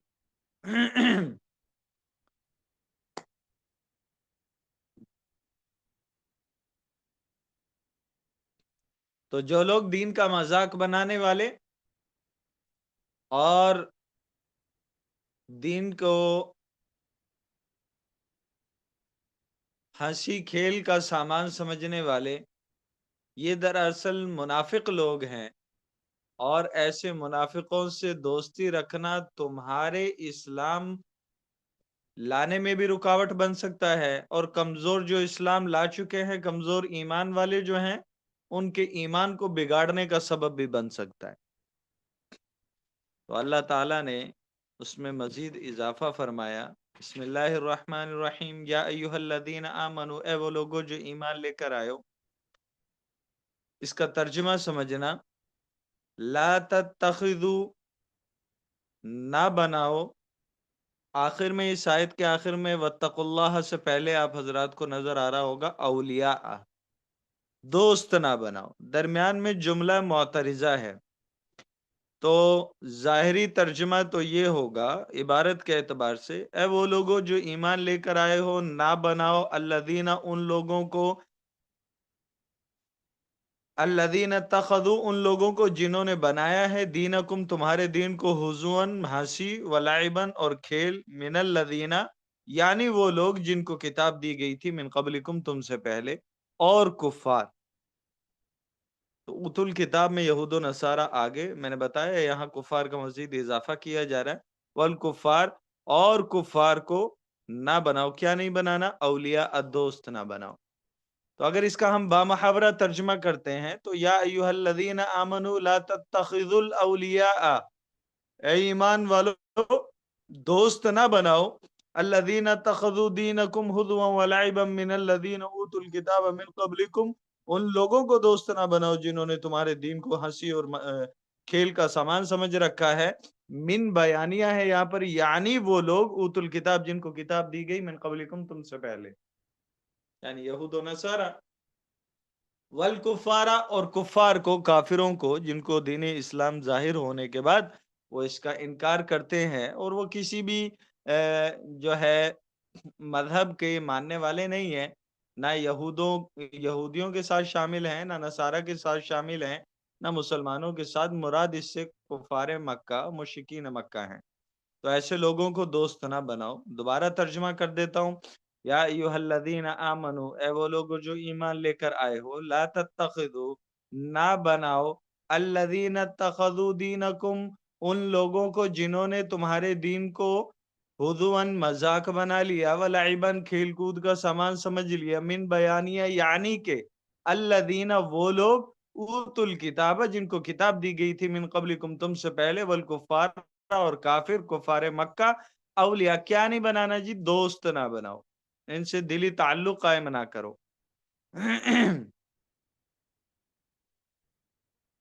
تو کتاب سے، اوت الکتاب سے، اہل کتاب سے مراد آپ حضرات کو پتہ ہے یہود و نصارہ، اور کفار سے مراد مشرکین ہیں۔ تو یہاں تاکید کی جا رہی ہے کہ دین کا جو لوگ مذاق اڑانے والے ہیں، اللہ اور اس کے رسول کے دشمن ہیں در حقیقت، اور ایسے لوگوں کے ساتھ اہل ایمان کی دوستی نہیں ہونی چاہیے۔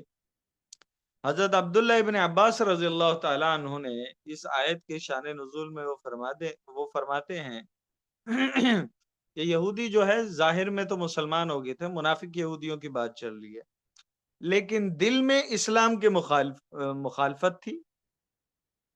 تو جو بعض سیدھے سادے مسلمان تھے، یہودیوں کو وہ لوگ سچا مسلمان سمجھتے تھے، یعنی منافق یہودیوں کو سادے مسلمان جو ہیں وہ ان کو سچا مسلمان سمجھتے تھے، جس کی وجہ سے ان سے دلی دوستی اور گہرے تعلقات بھی رکھتے تھے۔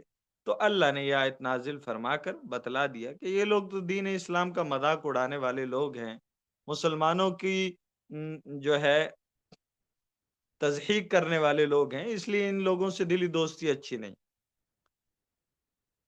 وَإِذَا نَادَيْتُمْ إِلَى الصَّلَاةِ، اور جب تم پکارتے ہو نماز کی طرف، یعنی مراد یہ ہے کہ جب تم اذان دیتے ہو نماز کے لیے، اتخذوها ہزوا ولعبا، تو یہ بھی اس کو کھیل اور مذاق بناتے ہیں، یعنی جب اذان ہوتی ہے نا تو یہ اس کو اس کا مذاق بناتے ہیں اور کھیل کا سامان سمجھتے ہیں۔ تو جب یہ آیت نازل ہوئی ہے مدینہ میں جب اذان ہوتی تھی تو ایک نصرانی تھا، عیسائی تھا، تو جب اشہد ان محمد الرسول اللہ کی صدا گونجتی فضا میں تو یہ کہا کرتا تھا، خدا اس جھوٹے مؤذن کو جو ہے چولہے میں ڈال دے۔ تو ایک دن ایسا ہوا اس نصرانی کے گھر میں چولہے کی وجہ سے آگ لگی اور اس کے اہل و عیال سارے کے سارے جل کر خاک ہو گئے۔ تورات اور انجیل میں بھی یہ بات صاف طور پہ لکھی ہوئی تھی کہ مکہ کے پہاڑوں میں جس نبی کا ظہور ہونے والا ہے وہ نبی آخر الزماں ہوگا۔ اب یہ ساری نشانیاں، یہ ساری صفات ان لوگوں نے اپنی آنکھوں سے دیکھ لی تھی، اس کے باوجود یہ نصرانی جو ہے جان بوجھ کر اللہ کے رسول اللہ صلی اللہ علیہ وسلم کی شان میں گستاخی کرتا تھا، تو اس پر اللہ تعالیٰ نے یہ عذاب نازل کیا کہ وہ اپنے ہی گھر کے چولہے میں آگ لگی اور اس سے جل کر خاک ہو گیا۔ وَإِذَا نَادَيْتُمْ إِلَى الصَّلَاةِ، جب تم نماز کی طرف بلاتے ہو، پکارتے ہو، یعنی اذان دیتے ہو، اتخذوها هزوا ولعبا، تو یہ نصرانی اس کو مذاق اور کھیل سمجھتا ہے، بنا لیتے ہیں۔ ذَلِكَ بِأَنَّهُمْ، دراصل یہ اس وجہ سے ہے، قوم، یہ ایک ایسی قوم ہے، لا یعقلون، جو عقل نہیں رکھتے، جن کو سمجھ نہیں ہے۔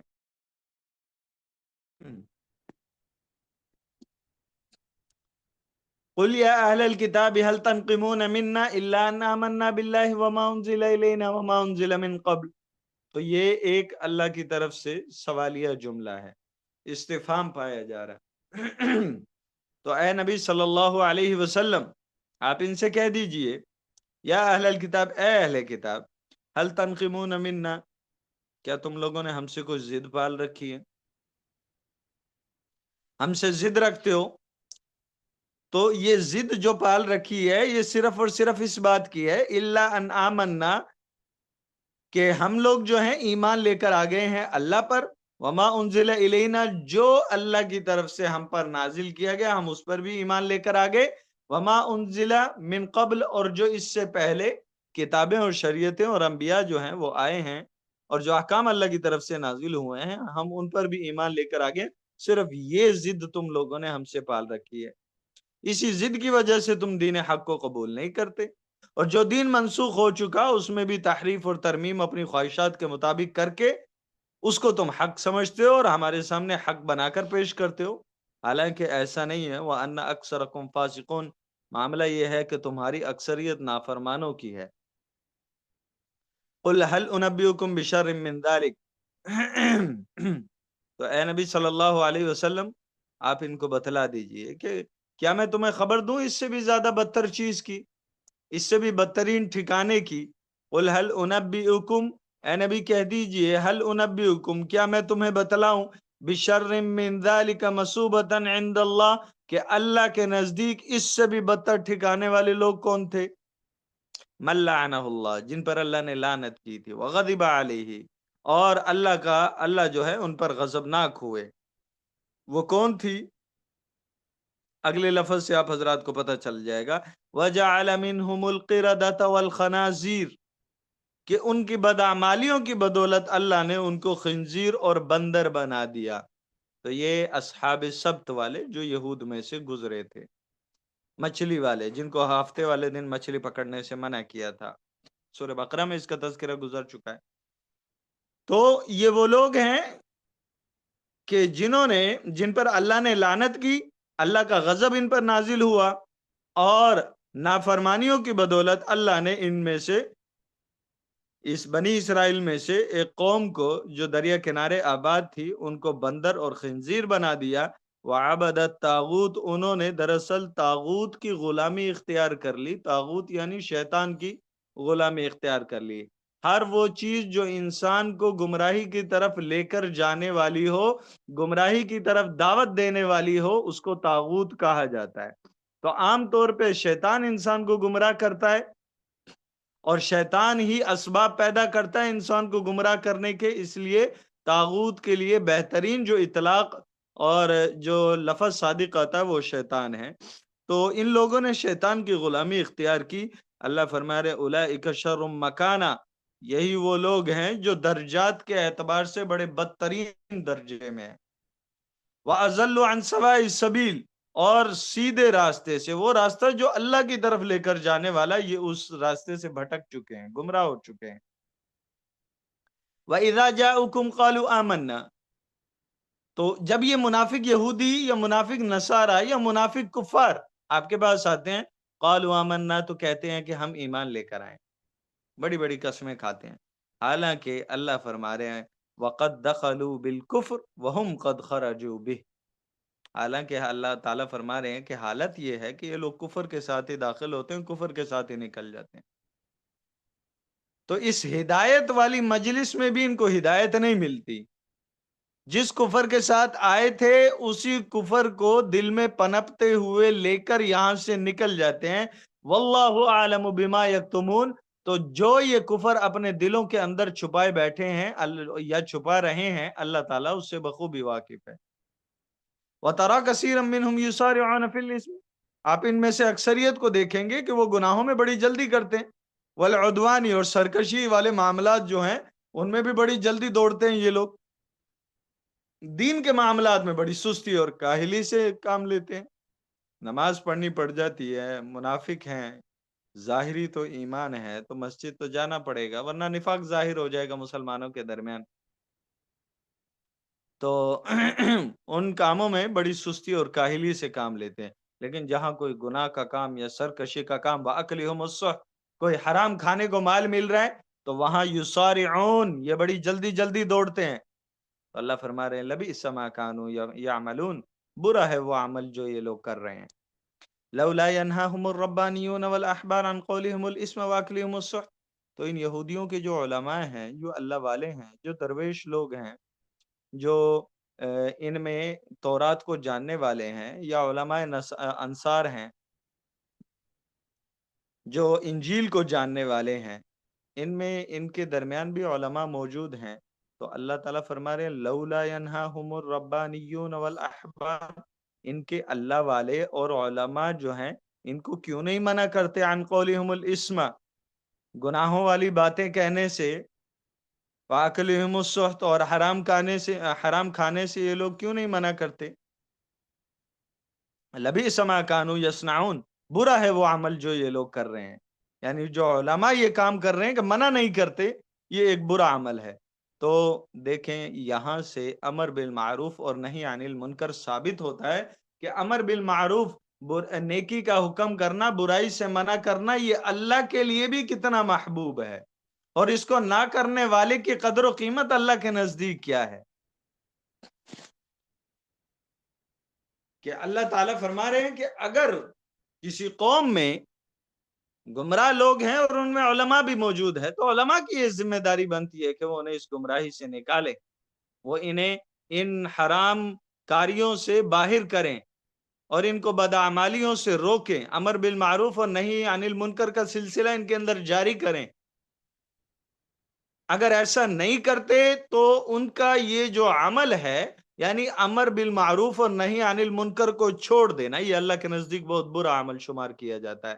اور جب اللہ کے نزدیک یہ عمل برا شمار کیا جاتا ہے، یہ اللہ کی طرف سے فرض کفایہ ہے، اور جب اس سے بھاگیں گے تو اس کے برے جو ہے وہ اثرات مرتب ہوں گے بھی ضرور. وقالت اليہود ید اللہ مغلولہ غلت ایدیہم ولعنوا بما قالوا. اس آیت کا ایک شان نزول ہے. شان نزول کے بارے میں حضرت عبداللہ ابن عباس رضی اللہ تعالیٰ عنہ کی روایت ہے. اس روایت کا خلاصہ اس حدیث کا یہ ہے کہ شماس ایک آدمی تھا، شماس، جو یہود کا قبیلہ قینقاع کا سردار تھا، بنی قینقاع کا سردار تھا. یا آپ کو یاد ہوگا میں نے ابھی پچھلے کل کے رکوع میں جو عبداللہ بن ابی منافق کا بتایا تھا کہ وہ بنو قینقاع کے ساتھ تعلقات قائم رکھتے تھے، جس پہ حضرت عبادہ بن صامت رضی اللہ تعالیٰ عنہ نے ان سے بیزاری کا اظہار کر دیا تھا. تو اسی قبیلے کا سردار تھا جس کا نام تھا شماس. تو وہ ایک دوسرے یہودی سے جس کا نام نباش بن قیس تھا، نباش بن قیس، ایک دن اس نے کہا کہ یہود کی طرف سے اللہ نے سخاوت اور جو رزق میں کشادگی اور وسعت ہے، اللہ نے اپنا ہاتھ روک لیا. تو ان کا دراصل کہنے کا مقصد یہ تھا کہ نعوذ باللہ نعوذ باللہ نعوذ باللہ کہ اللہ تعالیٰ بخیل ہو گئے. تو اس پر یہ آیت نازل ہوئی وقالت الیہود ید اللہ مغلولہ. یہودی یہ کہتے ہیں کہ اللہ کا ہاتھ بندھا ہوا ہے، اللہ نے اپنا ہاتھ روک لیا ہے. غلت ایدیہم، ان کے ہاتھ باندھ دیے گئے ہیں. وَلُعِنُوا بِمَا قَالُوا، جو انہوں نے کہا اس کی بدولت ان پر لعنت کر دی گئی ہے. بل یداہ مبسوطتان، بلکہ اللہ تعالیٰ کے ہاتھ جو ہیں وہ دونوں کشادہ ہیں، اللہ تعالیٰ کے وسعت والے ہاتھ ہیں. مبسوطتان یہ تثنیہ کا صیغہ یہاں پر بیان ہوا ہے، اس سے مراد یہ ہے کہ اللہ تعالیٰ کے دو ہاتھ ہیں. ٹھیک ہے، من جملہ نہیں کہ اللہ تعالیٰ کی وجود کا یہ حصہ ہے یا اللہ تعالیٰ کے وجود میں یہ چیزیں شامل ہیں، لیکن انسان کو انسان کی زبان میں سمجھانے کے لیے تو فرض کر لی جاتی ہے یہ چیز کہ بے شمار ایسی چیزیں ہیں کہ جن چیز جو اللہ نے قرآن پاک میں ذکر تو کی ہیں، لیکن وہ اللہ تعالیٰ کی حقیقی صفات نہیں ہے. دراصل اللہ انسان سے انسان کی زبان میں بات کرتا ہے، اس لیے اللہ، اور حدیث پاک میں آتا ہے اللہ تعالیٰ کے دو ہاتھ دونوں داہنے ہاتھ ہیں. تو یہ اس وجہ سے کہا جاتا ہے کہ انسان کو انسان کی طرز میں بات سمجھانا مقصد ہے. ينفق کیف یشاء، اللہ کے دو ہاتھ دونوں کشادہ ہیں. ينفق کیف یشاء، جیسے چاہتا ہے اللہ تعالیٰ خرچ فرماتے ہیں. دراصل ان کے بدعمالیوں کی بدولت ان پر قحط نازل ہوا اللہ کی طرف سے. تو اللہ فرما رہے ہیں کہ اب جو بھی ان کے ساتھ معاملہ ہوگا اس کا رزلٹ یہ ہوگا وَلَا يَزِيدَنَّ كَثِيرًا مِّنْهُمْ، ان کی اکثریت جو ہے وہ بڑھتی رہے گی، اضافہ ہوگا ان میں، ترقی کرے گی. کس اعتبار سے ترقی کرے گی؟ مَا أُنزِلَ إِلَيْكَ مِن رَبِّكَ، جو آپ کے رب کی طرف سے نازل کیا گیا ہے نا، اس سے ہٹ کر یہ لوگ ترقی کس چیز میں کریں گے؟ طغیاناً و کفرا، سرکشی اور کفر میں یہ لوگ ترقی کرتے چلے جائیں گے. وَأَلْقَيْنَا بَيْنَهُمُ الْعَدَاوَةَ وَالْبَغْضَاءَ، اللہ فرما رہے ہیں ان کی بدعمالیوں کی بدولت ہم نے ان کے درمیان دشمنی اور بغض کو ڈال دیا. اِلَى يَوْمِ الْقِيَامَةِ، یہ معاملہ ان کے ساتھ قیامت کے دن تک رہے گا. قیامت کے دن تک بغض اور دشمنی ان کے درمیان ڈال دی. یہ آپس میں بھی مخلص نہیں ہو سکتے. اگر ہوں گے کہیں ایک جٹ جمع نظر آئیں گے تو وہ اپنے ذاتی مفادات کی بنیاد پر یہ لوگ جمع ہوں گے، ورنہ وہ تعلق اور وہ محبت ان کو نصیب نہیں ہوگی جو مومنین کے درمیان ہو سکتی ہے. کلما اوقدوا نارا للحرب اطفأها اللہ، تو جب بھی یہ مسلمانوں کے خلاف آگ بھڑکانے کی کوشش کریں گے، لڑائی کی آگ جلانے کی کوشش کریں گے، اطفأها اللہ، اللہ اسے بجھا دے گا. وَيَسْعَوْنَ فِي الْأَرْضِ فَسَادًا، اور یہ وہ قوم ہے جو زمین میں فساد مچانے کے لیے دوڑتے پھرتے ہیں. وَاللَّهُ لَا يُحِبُّ الْمُفْسِدِينَ، اللہ تعالیٰ فساد کرنے والوں کو پسند نہیں فرماتے. اللہ فرما رہے ہیں دیکھیں کافر ہے، اللہ کا انکار کر رہا ہے تو اللہ کا بندہ. اللہ فرما رہے ہیں کتنا اچھا ہوتا وَلَوْ أَنَّ أَهْلَ الْكِتَابِ آمَنُوا، اگر یہ اہل کتاب جو ہے ایمان لے کر آ جاتے، وَاتَّقَوْا، اور اللہ سے ڈرتے پرہیزگاری اختیار کر لیتے، تو اللہ فرما رہے ہیں بدلے میں ہم کیا کرتے؟ لَكَفَّرْنَا عَنْهُمْ سَيِّئَاتِهِمْ، ہم ان کی برائیوں کو ان سے دور کر دیتے، اور آخرت میں وَلَا أَدْخَلْنَاهُمْ جَنَّاتِ النَّعِيمِ، نعمتوں کے باغات میں ان کو داخل فرما دیتے. اور یہ دخول، یہ داخل ہونا ہمیشہ ہمیشہ کا ہوتا. وَلَوْ أَنَّهُمْ أَقَامُوا التَّوْرَاةَ وَالْإِنْجِيلَ، کاش اگر ایسا ہوتا کہ یہ لوگ تورات کو قائم رکھتے یعنی اس پر عمل کرتے، والانجیل، اور نصارہ جو ہیں انجیل کو قائم رکھتے یعنی اس پر عمل کرتے. وما انزل الیہم، اور جو احکام نازل ہوئے ان کی طرف، من ربہم، ان کے رب کی طرف سے، یہ ان کو قائم رکھتے یعنی ان پر عمل کرتے. تو اللہ فرما رہے ہیں، یہ کہہ رہے ہیں نا کہ اللہ کا ہاتھ تنگ ہو چکا ہے، معاذ اللہ معاذ اللہ معاذ اللہ، ایسا نہ ہوتا. ان کی بدعمالیوں کی بدولت ان پر قحط نازل ہوا ہے. اگر یہ لوگ نصارہ جو ہیں وہ انجیل کو قائم رکھتے، اس پر ایمان رکھتے، اور اس کتاب میں جو احکام ہیں ان کو اپنی زندگی میں لاگو اور چالو کرتے، یہی کام یہودی بھی کرتے، تو اللہ فرما رہے ہیں میں اتنا رزق برساتا کہ ان کو سمجھ میں نہیں آتی کہ کہاں رکھیں اور کہاں کھائیں، کتنا کھائیں اور کتنا رکھیں. اوپر نیچے سے رزق کی بارش ہونا شروع ہو جاتی. لا اکلوا، یہ لوگ کھاتے، من فوقہم، اپنے اوپر سے، ومن تحت ارجلہم، اور اپنے پاؤں کے نیچے سے. منہم امت مقتصدہ، سارے ایسے نہیں ہیں، ان میں سے بعض ایک ایسی جماعت بھی ہے جو سیدھے رستے پر ہے، جو آپ علیہ الصلوۃ والسلام پر بھی ایمان لے کر آئے، لیکن یہ قلت کے اعتبار سے ہیں، یعنی بعض لوگ، چند لوگ ایسے ہیں، یہ جماعت چند لوگوں کی ہے. اکثریت کا کیا معاملہ ہے؟ کثیر منہم ساء ما یعملون، اکثریت ان میں سے برا ہے وہ عمل جو یہ لوگ کر رہے ہیں، یعنی اکثریت جو ہے وہ بدعمالیوں میں مصروف ہے، مشغول ہے۔ بات سمجھ میں آ گئی جی احباب کو؟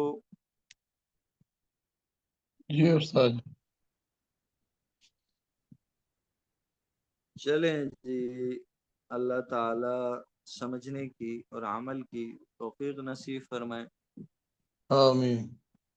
جی انشاءاللہ السلام علیکم۔ سوموار ہوگی۔ وعلیکم السلام۔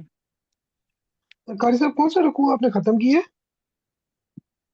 11 یہ 10واں رکوع میرے 12 خیال سے 9واں رکوع ہے، ایک منٹ، ہاں 9واں رکوع ختم ہوا ہے سورہ مائدہ چھٹے کا۔ پارے کا شکریہ۔ 12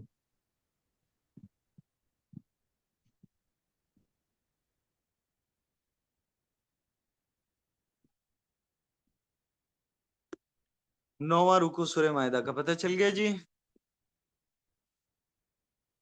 جی پتہ لگ گیا، شکریہ۔ چلیں جی، اللہ تعالیٰ سمجھنے کی اور عمل کی توفیق نصیب فرمائے۔ السلام علیکم آمین ورحمۃ ہے۔ اللہ۔ آمین۔ وعلیکم السلام وعلیکم ورحمۃ السلام ورحمۃ اللہ۔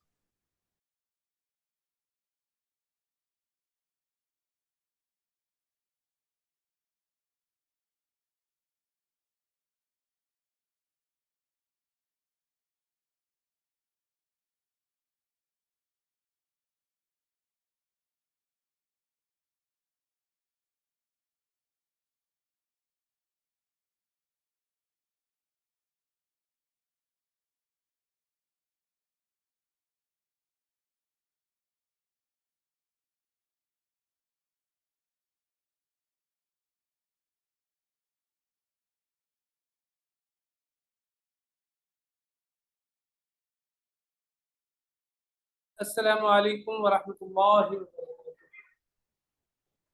وعلیکم السلام ورحمۃ اللہ وبرکاتہ۔ وعلیکم السلام ورحمۃ اللہ وبرکاتہ۔ اچھا جی، خیریت سے ساتھی ٹھیک ہے؟ الحمد للہ استاد۔ الحمدللہ استاد۔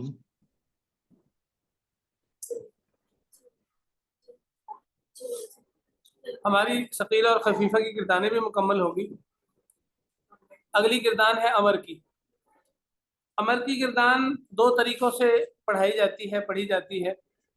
ایک صورت یہ ہوتی ہے کہ غائب اور متکلم کے صیغوں کو الگ کر لیا جائے، حاضر کے صیغوں کو الگ کر لیا جائے۔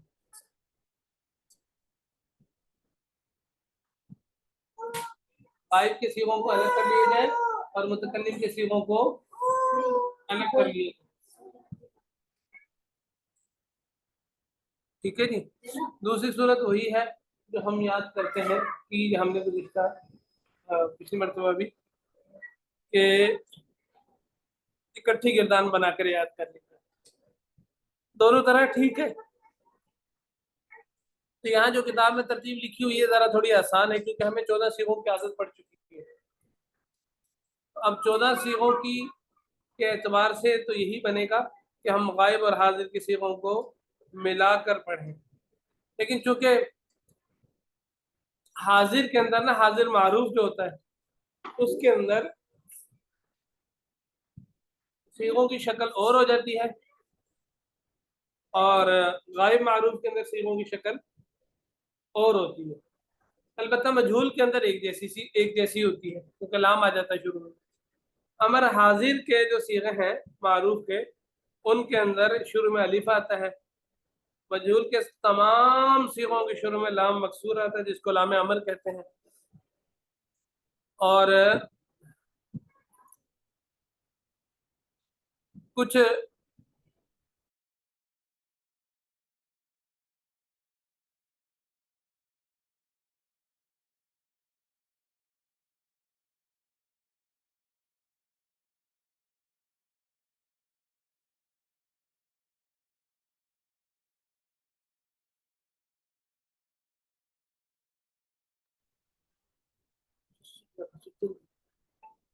اور اس کے علاوہ جو مجہول ہے یا پھر ثقیلہ مجہول ہے یا خفیفہ مجہول ہے، سب کے شروع کی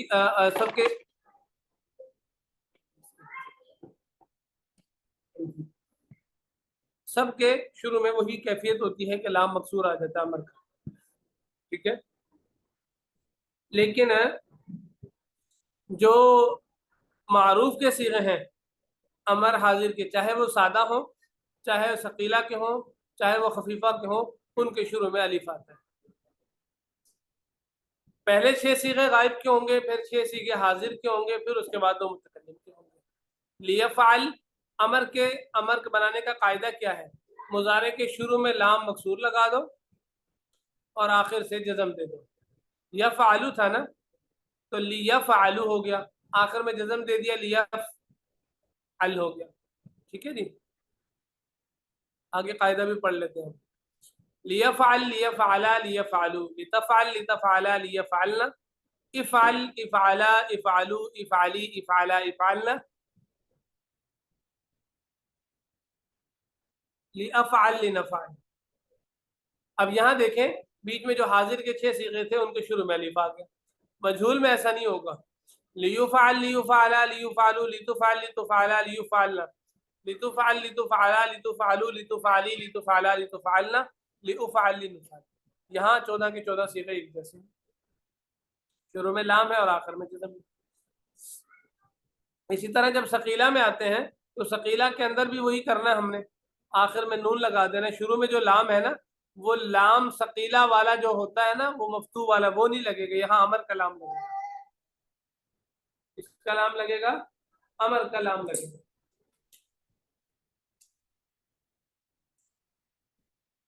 ٹھیک ہے جی. تو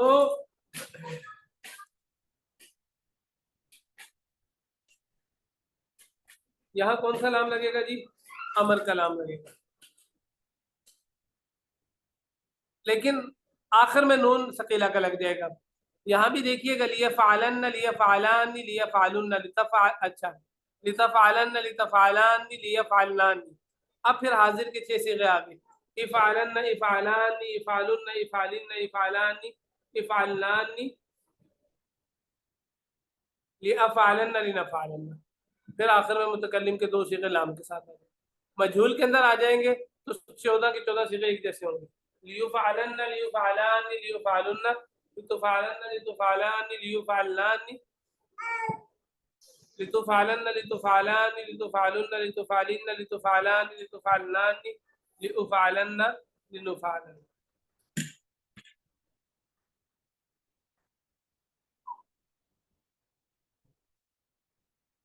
اچھا چلیں یہ گردانے کا اگلے بھی پڑھ لیں. خفیفہ کے اندر چونکہ 8 صیغے آتے ہیں، اس میں بھی وہی صورت ہوگی کہ شروع میں لام خفیفہ والا نہیں لگے گا، البتہ آخر میں نون خفیفہ لگ جائے گا.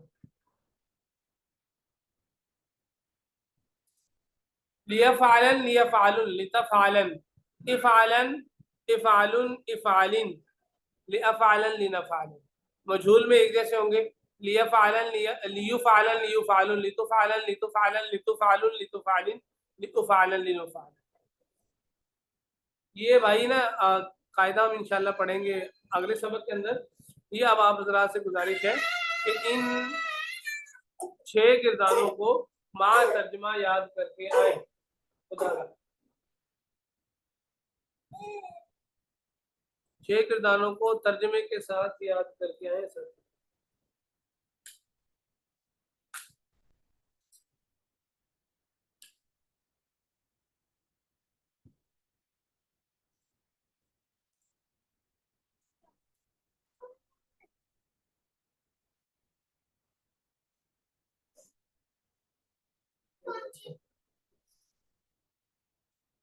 اچھا بھائیو، علم النحو کا سبق ہم پڑھ رہے تھے، عوامل کی بات چل رہی تھی. تو عوامل 3 طرح کے ہوتے ہیں، فعل بھی عامل ہوتا ہے، حرف بھی عامل ہوتا ہے، اسم بھی عامل ہوتا ہے.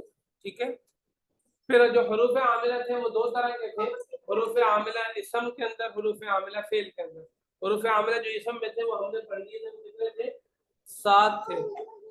دوسرے حروف عاملہ جو فعل میں عمل کرتے ہیں وہ صرف 2 طرح کے ہیں، لیکن فعل میں اور کسی فعل میں عمل نہیں کرتے، صرف مضارع میں عمل کرتے ہیں. ٹھیک ہے. تو کہہ رہے ہیں یہ 2 طرح کے ہیں، ناصبہ اور جازمہ. اب مضارع کے اندر نہیں بھی آ جاتا ہے، مضارع کے اندر امر بھی آ جاتا ہے. یہ بھی مضارع سے بنتے ہیں نا، اس لیے लाम ताकीद भी आ जाता है, सॉरी लम भी आ जाता है, लन भी आ जाता है, क्योंकि ये भी फेल मुजारे में ही। तो फेल मुजारे की जितनी गिरदानें हैं उनके अंदर ये हरूफ अमल करते हैं। बाकी जो अफ़आल है ना माजी, वो मबनी है, वो क्या है, मबनी है, उसमें कोई अमल कर नहीं सकता, उसका एराब बदल नहीं सकता। हरूफ आमिला दर फेल मुजारे, दर का माना होता है में, फेल मुजारे में, यानी मुजारे पर अमल करने वाले हरूफ, फेल मुजारे में जो हरूफ अमल करते हैं इनकी दो किस्में हैं, नासिब और जाजिम। नसब देने वाले यानी जबर देने वाले, जाजिम जज़म देने वाले यानी आखिर से साकिन कर देने वाले। हरूफ नासिबा चार है, अन, लन, फिर कई, इधन, ये है हरूफ नासिबा। करते हैं मंसूब मुस्तकबिल को बेरोयो, बेरोय रिया, यानी बेशक ये क्या करते हैं, ये उनको मंसूब कर देते हैं, हरूफ नासिबा फेल मुजारे के आखिर में नसब देते हैं।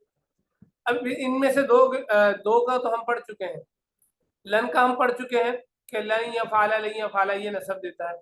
बाकी जो तीन है वो भी इसी की तरह है, लन की तरह, वो भी फेल मुजारे के आखिर में नसब देते हैं। ठीक है जी सर। लेकिन गिरदान सिर्फ लन की जाती है। अगर आप किसी और की कई इज़न की गिरदान करें तो भी ठीक है, कर सकते हैं आप, लेकिन गिरदान की इसकी जाती है सिर्फ। मिसालें सुन लीजिए, अन, जैसे उरीदु अन तकूमा, तकूमू था, मीम पे पेश था, तो अन ने क्या कर दिया, इसको नसब दे दिया। अन फेल के साथ मजदर के माने में होता है, यानी उरीदु क़ियामा का क्या मतलब, फेल के साथ मजदर के माने में होता है, मतलब ये है कि अन फेल पर दाखिल होता है और उसको मजदर के माने में कर देता है। अब भाई फेल और मजदर के माने में क्या फर्क होता है भाई, देखिए फेल के अंदर तो किसी काम कोई जमाना माजी में काम हो रहा होता है या हाल में या मुस्तकबिल में। मजदर के अंदर क्या होता है, मजदर के अंदर कोई जमाना नहीं होता, बल्कि मजदर के अंदर किसी काम का करना या होना बताया जाता है।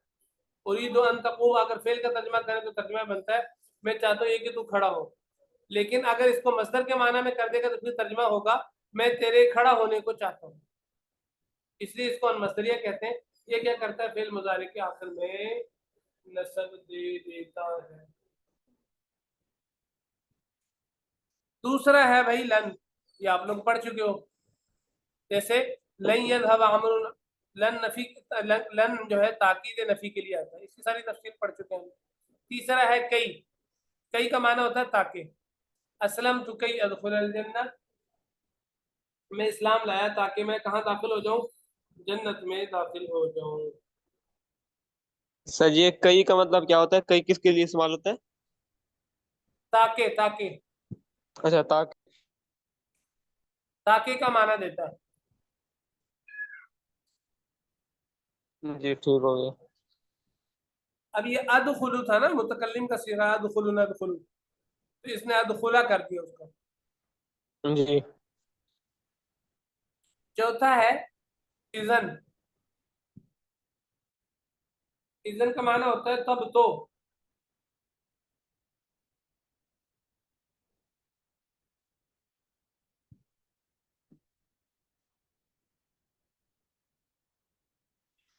कोई बंदा आपसे आके कह रहा है अना उती का दीनारन, मैं आपको दीनार दूंगा, मैं आपको पैसे दूंगा, मैं आपको दीनार दूंगा, आपको पैसे दूंगा, तो आप उसके जवाब में क्या कहें, इज़न अशकुरु का, तब तो मैं आपका शुक्रिया अदा करूंगा, तब तो मैं आपका शुक्रिया अदा करूंगा। तो इज़न जो है ना, इसने देखें अशकुरु था उसको अशकुरा कर दिया, तो आपको नसब दे दिया। जी भाइयों समझ आ गई बात? जी उस्ताद। अच्छा चले जी, अल्लाह ताला आप सब का बैठना कबूल फरमाए। कल और परसों छुट्टी है हमारी इज्तिमा के अंदर शिरकत की वजह से, आमीन। उस्ताद जी और बहुत हफ्ता बहुत इतवार को मुबारक वैसे हो छुट्टी आपको। होती है, तो लिहाजा मंडे को क्लास होंगी, पीर मंगल बुध 3 दिन क्लासें होंगी, फिर जुमेरात जुम्मे को फिर छुट्टी हो जाएगी, फिर इंशाल्लाह अगले पीर से मुस्तकिल मिजाजी के साथ क्लासेस शुरू हो जाएगी। ठीक है जी। जी उस्ताद जी इंशाअल्लाह। उस्ताद जी बहुत बहुत मुबारक हो आपको। खैर मुबारक जी, जज़ाकुमुल्लाह।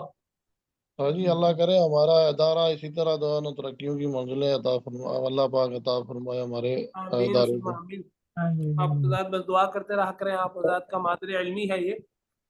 जी इंशाअल्लाह। सर जी, इसका फायदा क्या होगा वफाक के साथ इल्हाक से? आप ये वफाक की डिग्री आप यानी इशू करना शुरू कर देंगे? नहीं नहीं, डिग्री का तो ताल्लुक वफाक से ही होता है। ये है कि सेंटर का फायदा, इल्हाक का मतलब होता है जो मदरसे में बच्चियां पढ़ती हैं ना, बच्चे बच्चियां, जी वो वफाक का इम्तिहान दे सकते हैं हमारे इदारे की तरफ से। ये तो हो गया जी इल्हाक का फायदा। सेंटर का फायदा ये होता है कि हमें किसी और मदरसे में जाकर इम्तिहान नहीं देना पड़ेगा, बल्कि बाकी मदारिस हमारे मदरसे में आकर इम्तिहान देंगे वफाक। माशाअल्लाह गुज़िश्ता उस्ताद। साल गुज़िश्ता साल हम अपनी बच्चियों को लेकर गए थे किसी दूसरे इदारे में। हमने सर्दियों का चूंकि मौसम होता है, फरवरी में थे पिछली मरतबा, इस मरतबा फरवरी में, तो हम रक्षा करवाया, हमने गाड़ी करवाई, बच्चियों को लेके जा रहे हैं, 2-2 3-3 फेरे, फिर जिम्मेदारी उनके साथ जाना, गाड़ी के साथ साथ जाना, ठीक है, तो वो बड़ी परेशानी होती है। तो अब अल्हम्दुलिल्लाह वफाक का अमला यहाँ आएगा और यहाँ इम्तिहान लेगा, निगरानी करेगा, और बाकी भी तकरीबन 8-10 मदारिस और भी यहाँ आएंगे, वो यहाँ आकर इम्तिहान देंगे। जब तक सेंटर नहीं होता तब तक आप किसी और इदारे के अंदर जाकर इम्तिहान देते हैं। अल्लाह ताला ने, मैं सिर्फ इतना ही कह सकता हूँ इखलास की बरकत से, जितनी जल्दी और तेजी के साथ हमारे इदारे को ऊपर लेकर गए ना, आप यकीन करें, आप इसका तसव्वुर भी नहीं कर सकते हम लोग। ये तालीमी साल के एतबार से हमारा दूसरा साल है वफाक। ऑनलाइन सिलसिला तो कई सालों से चलता आ रहा है, लेकिन मदरसे के अंदर जो तालीमी साल है ना, उस लिहाज से ये दूसरा साल है हमारा। हमारा ये इदारा ना, आप ने शायद तस्वीरों में, वीडियो में देखा होगा, यहाँ आकर भी देखेंगे, सिर्फ और सिर्फ 9 महीने में अल्हम्दुलिल्लाह तामीर हुआ। इसमें ताउन करने वालों का बेहद शुक्रिया और उन्हीं के लिए सदका जारी है। लेकिन मुझसे आवाज़ नहीं लगाई जाती, मांगा नहीं जाता, कहा नहीं जाता, आज तक अभी तक कभी भी कहीं चंदा करने नहीं गया, सिर्फ स्टेटस पे लगा दिया, कुछ जानने वालों को भेज दिया, बस, उनसे कुछ कहना भी नहीं। बाकी अल्लाह जिसके दिल में डालते हैं वो कर देता है ताउन। लेकिन ये है कि जो साथी ताउन के लिए साथ जुड़े वो हमेशा जुड़े, क्योंकि अल्हम्दुलिल्लाह उन हजरात को 100% इत्मीनान मिला कि ये ठीक मसरफ है, जहाँ जितना दिया उससे ज़्यादा हमें नजर आया। तो 3 मंजिला मदरसा है और 9 महीने में तामीर हो गया अल्हम्दुलिल्लाह। तो फिर माशाअल्लाह। पहले साल जब हमने शुरू किया, तो पहले साल हम थोड़ा सा हटकर है, नहीं, यहाँ नई आबादी थी, यानी मदरसे की वजह से आबादी हुई, यूँ समझ लीजिए। तो फिर हमें लगा कि 2-4 बच्चियाँ आ जाएंगी बड़ी मुश्किल से। हमारे पास गुज़िश्ता साल 65 तादाद थी रिहायशी बच्चियों की, और गैर रिहायशी इसके अलावा थी। तो पहला साल बना और एक गैर वफाकी साल बन गया, दूसरा साल वफाक का बना, तीसरा बना, चौथा बना, 4 साल वफाक के बन गए। और फिर इल्हाक का जब मदारिस नए नए बनते हैं, 8-8 10-10 साल इल्हाक नहीं होता उनका। तो मैं इल्हाक के लिए गया तो वो वफाक वाले खुद बड़े खुश हुए, उन्होंने कहा यार हमें यकीन नहीं आ रहा कि आपका पहला साल है, आप 2-3 महीने बाद आलिया तक इल्हाक करवाने आए, यानी चौथे साल तक। तो मैंने कहा जी आप बड़ों की दुआएं हैं अल्हम्दुलिल्लाह। तो वो हो गया अल्हम्दुलिल्लाह। फिर इस साल हमारी वो क्लास चूँकि चौथी 5वें में चली गई, तो आलमिया जो आखिरी साल 2 होते हैं उनका इल्हाक अलहदा होता है, फिर तरक्की इल्हाक करवाया, वो अल्हम्दुलिल्लाह खैर आफियत के साथ हो गया। फिर जो इसमें जो ज़्यादा खुशी की बात है ना, सेंटर के अंदर हमारे रायवंड में सिर्फ देवबंद के जो मदारिस हैं ना, उनकी तादाद 125 के करीब है, छोटे मोटे, छोटे बड़े सारे मिलाकर। और बड़े मदारिस की तादाद तकरीबन 25-30 है, लेकिन छोटे सारों को मिलाकर ना उनकी तादाद बन जाती है तकरीबन 125 में से अब तक सिर्फ पूरे रायवंड में 2 सेंटर, और वो इदारे थे जो 20-20, 25-25 साल पुराने हैं, 15 साल से नीचे किसी को भी नहीं हुआ, बल्कि 25 साल, 26 साल, 30 साल पुराने इदारे वो हैं। और उनके पीछे जाहिर सी बात है शुरू में इतनी मुश्किलात नहीं होती, परेशान। फिर उसके अलावा इतने सारे इदारे हैं जिनमें मैं कई इदारों में पढ़ाया, اور اب وہ ان اداروں کو وہ کہہ رہے تھے کہ آپ نے دارالعمال جا کر امتحان دینا ہے. تو وہ ساتھی بڑے حیران ہوئے کہ یار وہ آج سے 10 سال پہلے ہمارے پاس پڑھاتے تھے. تو آج الحمدللہ اللہ تعالیٰ نے دارالعمال کو یہاں پہنچایا کہ ہمارے ادارے میں وہ لوگ امتحان دینے، وہ مدارس امتحان دینے آ رہے ہیں. تو یہ رائے کی تاریخ میں وفاق کا تیسرا سینٹر بنا ہے. 125 مدارس میں سے تیسرا نہیں بن سکا، 2 ہی تھے، تیسرا نہ کوئی بنا سکا نہ بنا. تو اس لیے یہ انتہائی اعزاز کی بات ہے الحمدللہ. یعنی اللہ تعالیٰ قبول بھی فرما رہے لیکن انتہائی تیزی اور سپیڈ کے ساتھ، جس کا ہم تصور اور گمان بھی نہیں کر سکتے. تو الحمدللہ اب یہ تیسرا سینٹر ہے رائیونڈ کے اندر. اور آئندہ سال چونکہ شعبہ بنین بھی شروع ہو جائے گا اور یہ 4 سالہ کورس جو ہمارا یہ چل رہا ہے نا، اس کا بھی ہمارا ارادہ ہے اس کو آف لائن بھی شروع کرنے کا. ہمارے یہاں کے رائیونڈ بازار کے کچھ تاجر حضرات آئے تھے میرے پاس ادارے میں، کہنے لگے ہم وہ کورس کرنا چاہتے ہیں لیکن ہم فزیکل کرنا چاہتے ہیں آپ کے ادارے میں آ کر. تو میں نے کہا انشاءاللہ آئندہ سال اب تو سلسلہ شروع ہو گیا، تو امید ہے کہ آئندہ سال انشاءاللہ بنین کا الحاق تو ہو چکا ہے ہمارا، بنات اور بنین کا اکٹھے ہوا. تو انشاءاللہ امید ہے کہ آئندہ سال بنین کا بھی یہ سینٹر بن جائے گا. اور بنین کا غالباً رائیونڈ میں اب تک صرف شعبہ کتب کا ایک ہی سینٹر ہے. تو اللہ کی ذات سے امید ہے کہ دوسرا انشاءاللہ یہ بن جائے. باقی اصل میں جو ڈگری والا معاملہ ہے نا، وہ وفاق کے کورس پر ہوتی ہے اور وفاق اس کو کرتا ہے. اور ڈگری بس یہ تو ایک دنیاوی اعتبار سے وہ ہے. میں نے رائیونڈ سے پڑھا ہے، رائیونڈ مرکز سے. میرے پاس تو وفاق کی ایک بھی ڈگری نہیں ہے، ایک بھی سند نہیں ہے. جو رائیونڈ کی سند ہے وہ بھی میں نے ابھی تک وصول نہیں کی، اب میرے اساتذہ کے پاس ہی پڑھی ہے. اساتذہ کرام سے ہم نے ایک بات سنی، اور فرمایا کرتے تھے بھائی سند کے لیے پڑھنا ہے نا تو پھر پڑھنے کا فائدہ نہیں، آپ چھوڑ کے چلے جاؤ یہاں سے. تو اس لیے کبھی سوچا ہی نہیں اس حوالے سے. بندے کا جو کام ہوتا ہے وہ بندے کو وہ لوگوں کو اور آپ کو خود کو اور بتا دیتا ہے کہ جی یہ عالم ہے یا نہیں ہے، یہ مفتی ہے یا نہیں. میں نے تخصص کیا 2011-12 میں جامعہ بنوریہ کراچی سے، تو ابھی تک وہ سند وہیں رکھی ہوئی ہے. مجھے نہیں، میں نے نہ لی نہ مجھے ملی.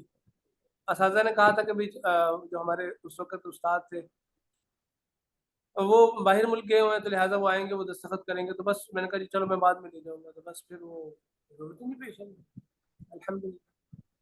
ابھی انشاءاللہ ارادہ ہے اس سال روشن بھائی کے ہاں مہمان بننے کا. تو جائیں گے کراچی تو انشاءاللہ تعالیٰ پھر وہ سند بھی لے کر آئیں گے. دوسرا جی استاد جی آئندہ ضرور سال ہمارا پنجاب میں ابھی تک نہیں یہ سلسلہ، پہلا سلسلہ شروع کرنے کا ارادہ ہے میرا. وہ یہ ہے کہ بچیوں کا 1 سال کا مفتیہ کا کورس ہوتا ہے کراچی میں. تو ہم نے دیکھا بھی تھا اس کو، بڑا اس کے فوائد اور نقصانات سارے کچھ دیکھتے رہے. تو وہ یہاں شروع کرنے کا ارادہ ہے. لیکن میری معلومات کے مطابق کراچی میں تو کئی جگہ ہو چکا ہے، بہت جگہ شروع ہو چکا ہے. سب سے پہلے جامعہ بنوریہ میں تھا اور کچھ دوسرے علاقوں میں بھی سنا ہو رہا ہے. آن لائن تو چل رہے ہیں لیکن آف لائن فزیکل یہ پنجاب میں پہلا ہی ادارہ ہوگا انشاءاللہ تعالیٰ. آپ دعا فرمائیں، اللہ بس میری صحت کے لیے دعا فرما دیا کریں، ہمت کے لیے بھی کہ اللہ تعالیٰ کرے. اب ہمارے پاس تقریباً 100 کے قریب بچیاں ہو چکی ہیں. ابھی چند داخلے پہلے حفظ کے بھی ادھر آئے 100 بچیاں، یعنی کہ تقریباً 90 کے قریب نا، 90 کے راؤنڈ اباؤٹ تقریباً یہ تو رہائشی ہیں جو یہیں رہتی ہیں، مہینے بعد جاتی ہیں، 15 دن بعد، 8 دن بعد. اور یہ بڑی بچیاں ہیں ساری، اور ان کا تینوں وقت کا کھانا، ناشتہ، دوپہر یہ یہی ہوتا ہے. اچھی بہترین رہائش ان کو دیتے ہیں اور پورے دعوے اور چیلنج کے ساتھ ہے کہ پورے ہمارے اس ایریے کے اندر کوئی ایسا کھانا اور رہائش کسی مدرسے کے اندر نہیں. یقین کریں مدرسے کا ماحول لگتا ہی نہیں ہے. بچیاں گھروں کو نہیں جاتی، والدین آ کے ہمیں بتاتے ہیں کہ ہماری بچی کا گھر دل نہیں لگتا، وہ کہتی ہے ہمیں مدرسے میں سکون ہے. تو بھائی یہ سب خدمت ہے اور یہ اللہ کی رضا کے لیے ہو رہی ہے. اس کے بدلے میں اللہ سے یہی لالچ ہے کہ اللہ تعالیٰ آخرت کا معاملہ آسان فرما دے. یہاں تو کھپتے کھپتے چلے جائیں گے اور یہ سب یہیں پڑے. میرا اپنا ذاتی جو گھر ہے الحمدللہ بالکل مرکز کے قریب ہے اور اچھا بنا ہوا ہے. کسی زمانے میں والد صاحب کوئی زمین کا سلسلہ بنا تھا تو والد صاحب نے بنا دیا. حالانکہ معاشی اعتبار سے ہم لوگ متوسط لوگ ہیں اور بلکہ کمزور بھی کہنے تو غلط نہیں ہوگا، لیکن والد صاحب زمین ہوئی تو والد صاحب نے کاروبار کرنے کے بجائے گھر بنا دیا. بس بڑے کو جو فیصلے ہوتے ہیں بندے کو، تو الحمدللہ وہ اس سے بہتر ہے رہنے کے سہنے کے اعتبار سے. یہاں جنگل ہے، وہ شہر ہے، بالکل مرکز کے گیٹ کے قریب ہے ہمارا گھر. तो ये सारी कुर्बानियाँ सिर्फ इसीलिए कि अल्लाह ताला दीन का काम ले ले और आखिरत को आसान कर दे बस। बाकी तो सब यही पड़ा रहता है ना भाई, ना आपने लेके जाना ना मैंने लेके जाना। जी उस्ताद जी, अल्लाह पाक आसानी हाँ जी, फरमाए। अल्लाह पाक आपको लंबी और ईमान वाली जिंदगी अता फरमाए। अल्लाह पाक के आप चुने हुए लोग हैं, अल्लाह पाक ने आपको अपने दीन में कबूल फरमाया हुआ है, ये बहुत बड़े अजर की बात है।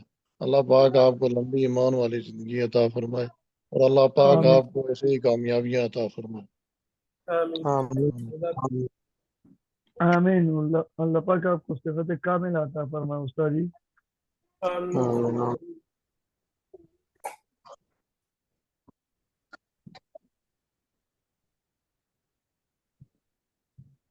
जज़ाकुमुल्लाह।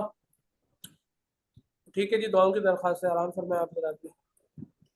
अस्सलामु अलैकुम व रहमतुल्लाह। वालेकुम सलाम व वालेकुम अस्सलाम व रहमतुल्लाहि व रहमतुल्लाहि बरकातहू। व बरकातहू। जज़ाकल्लाह उस्ताद जी।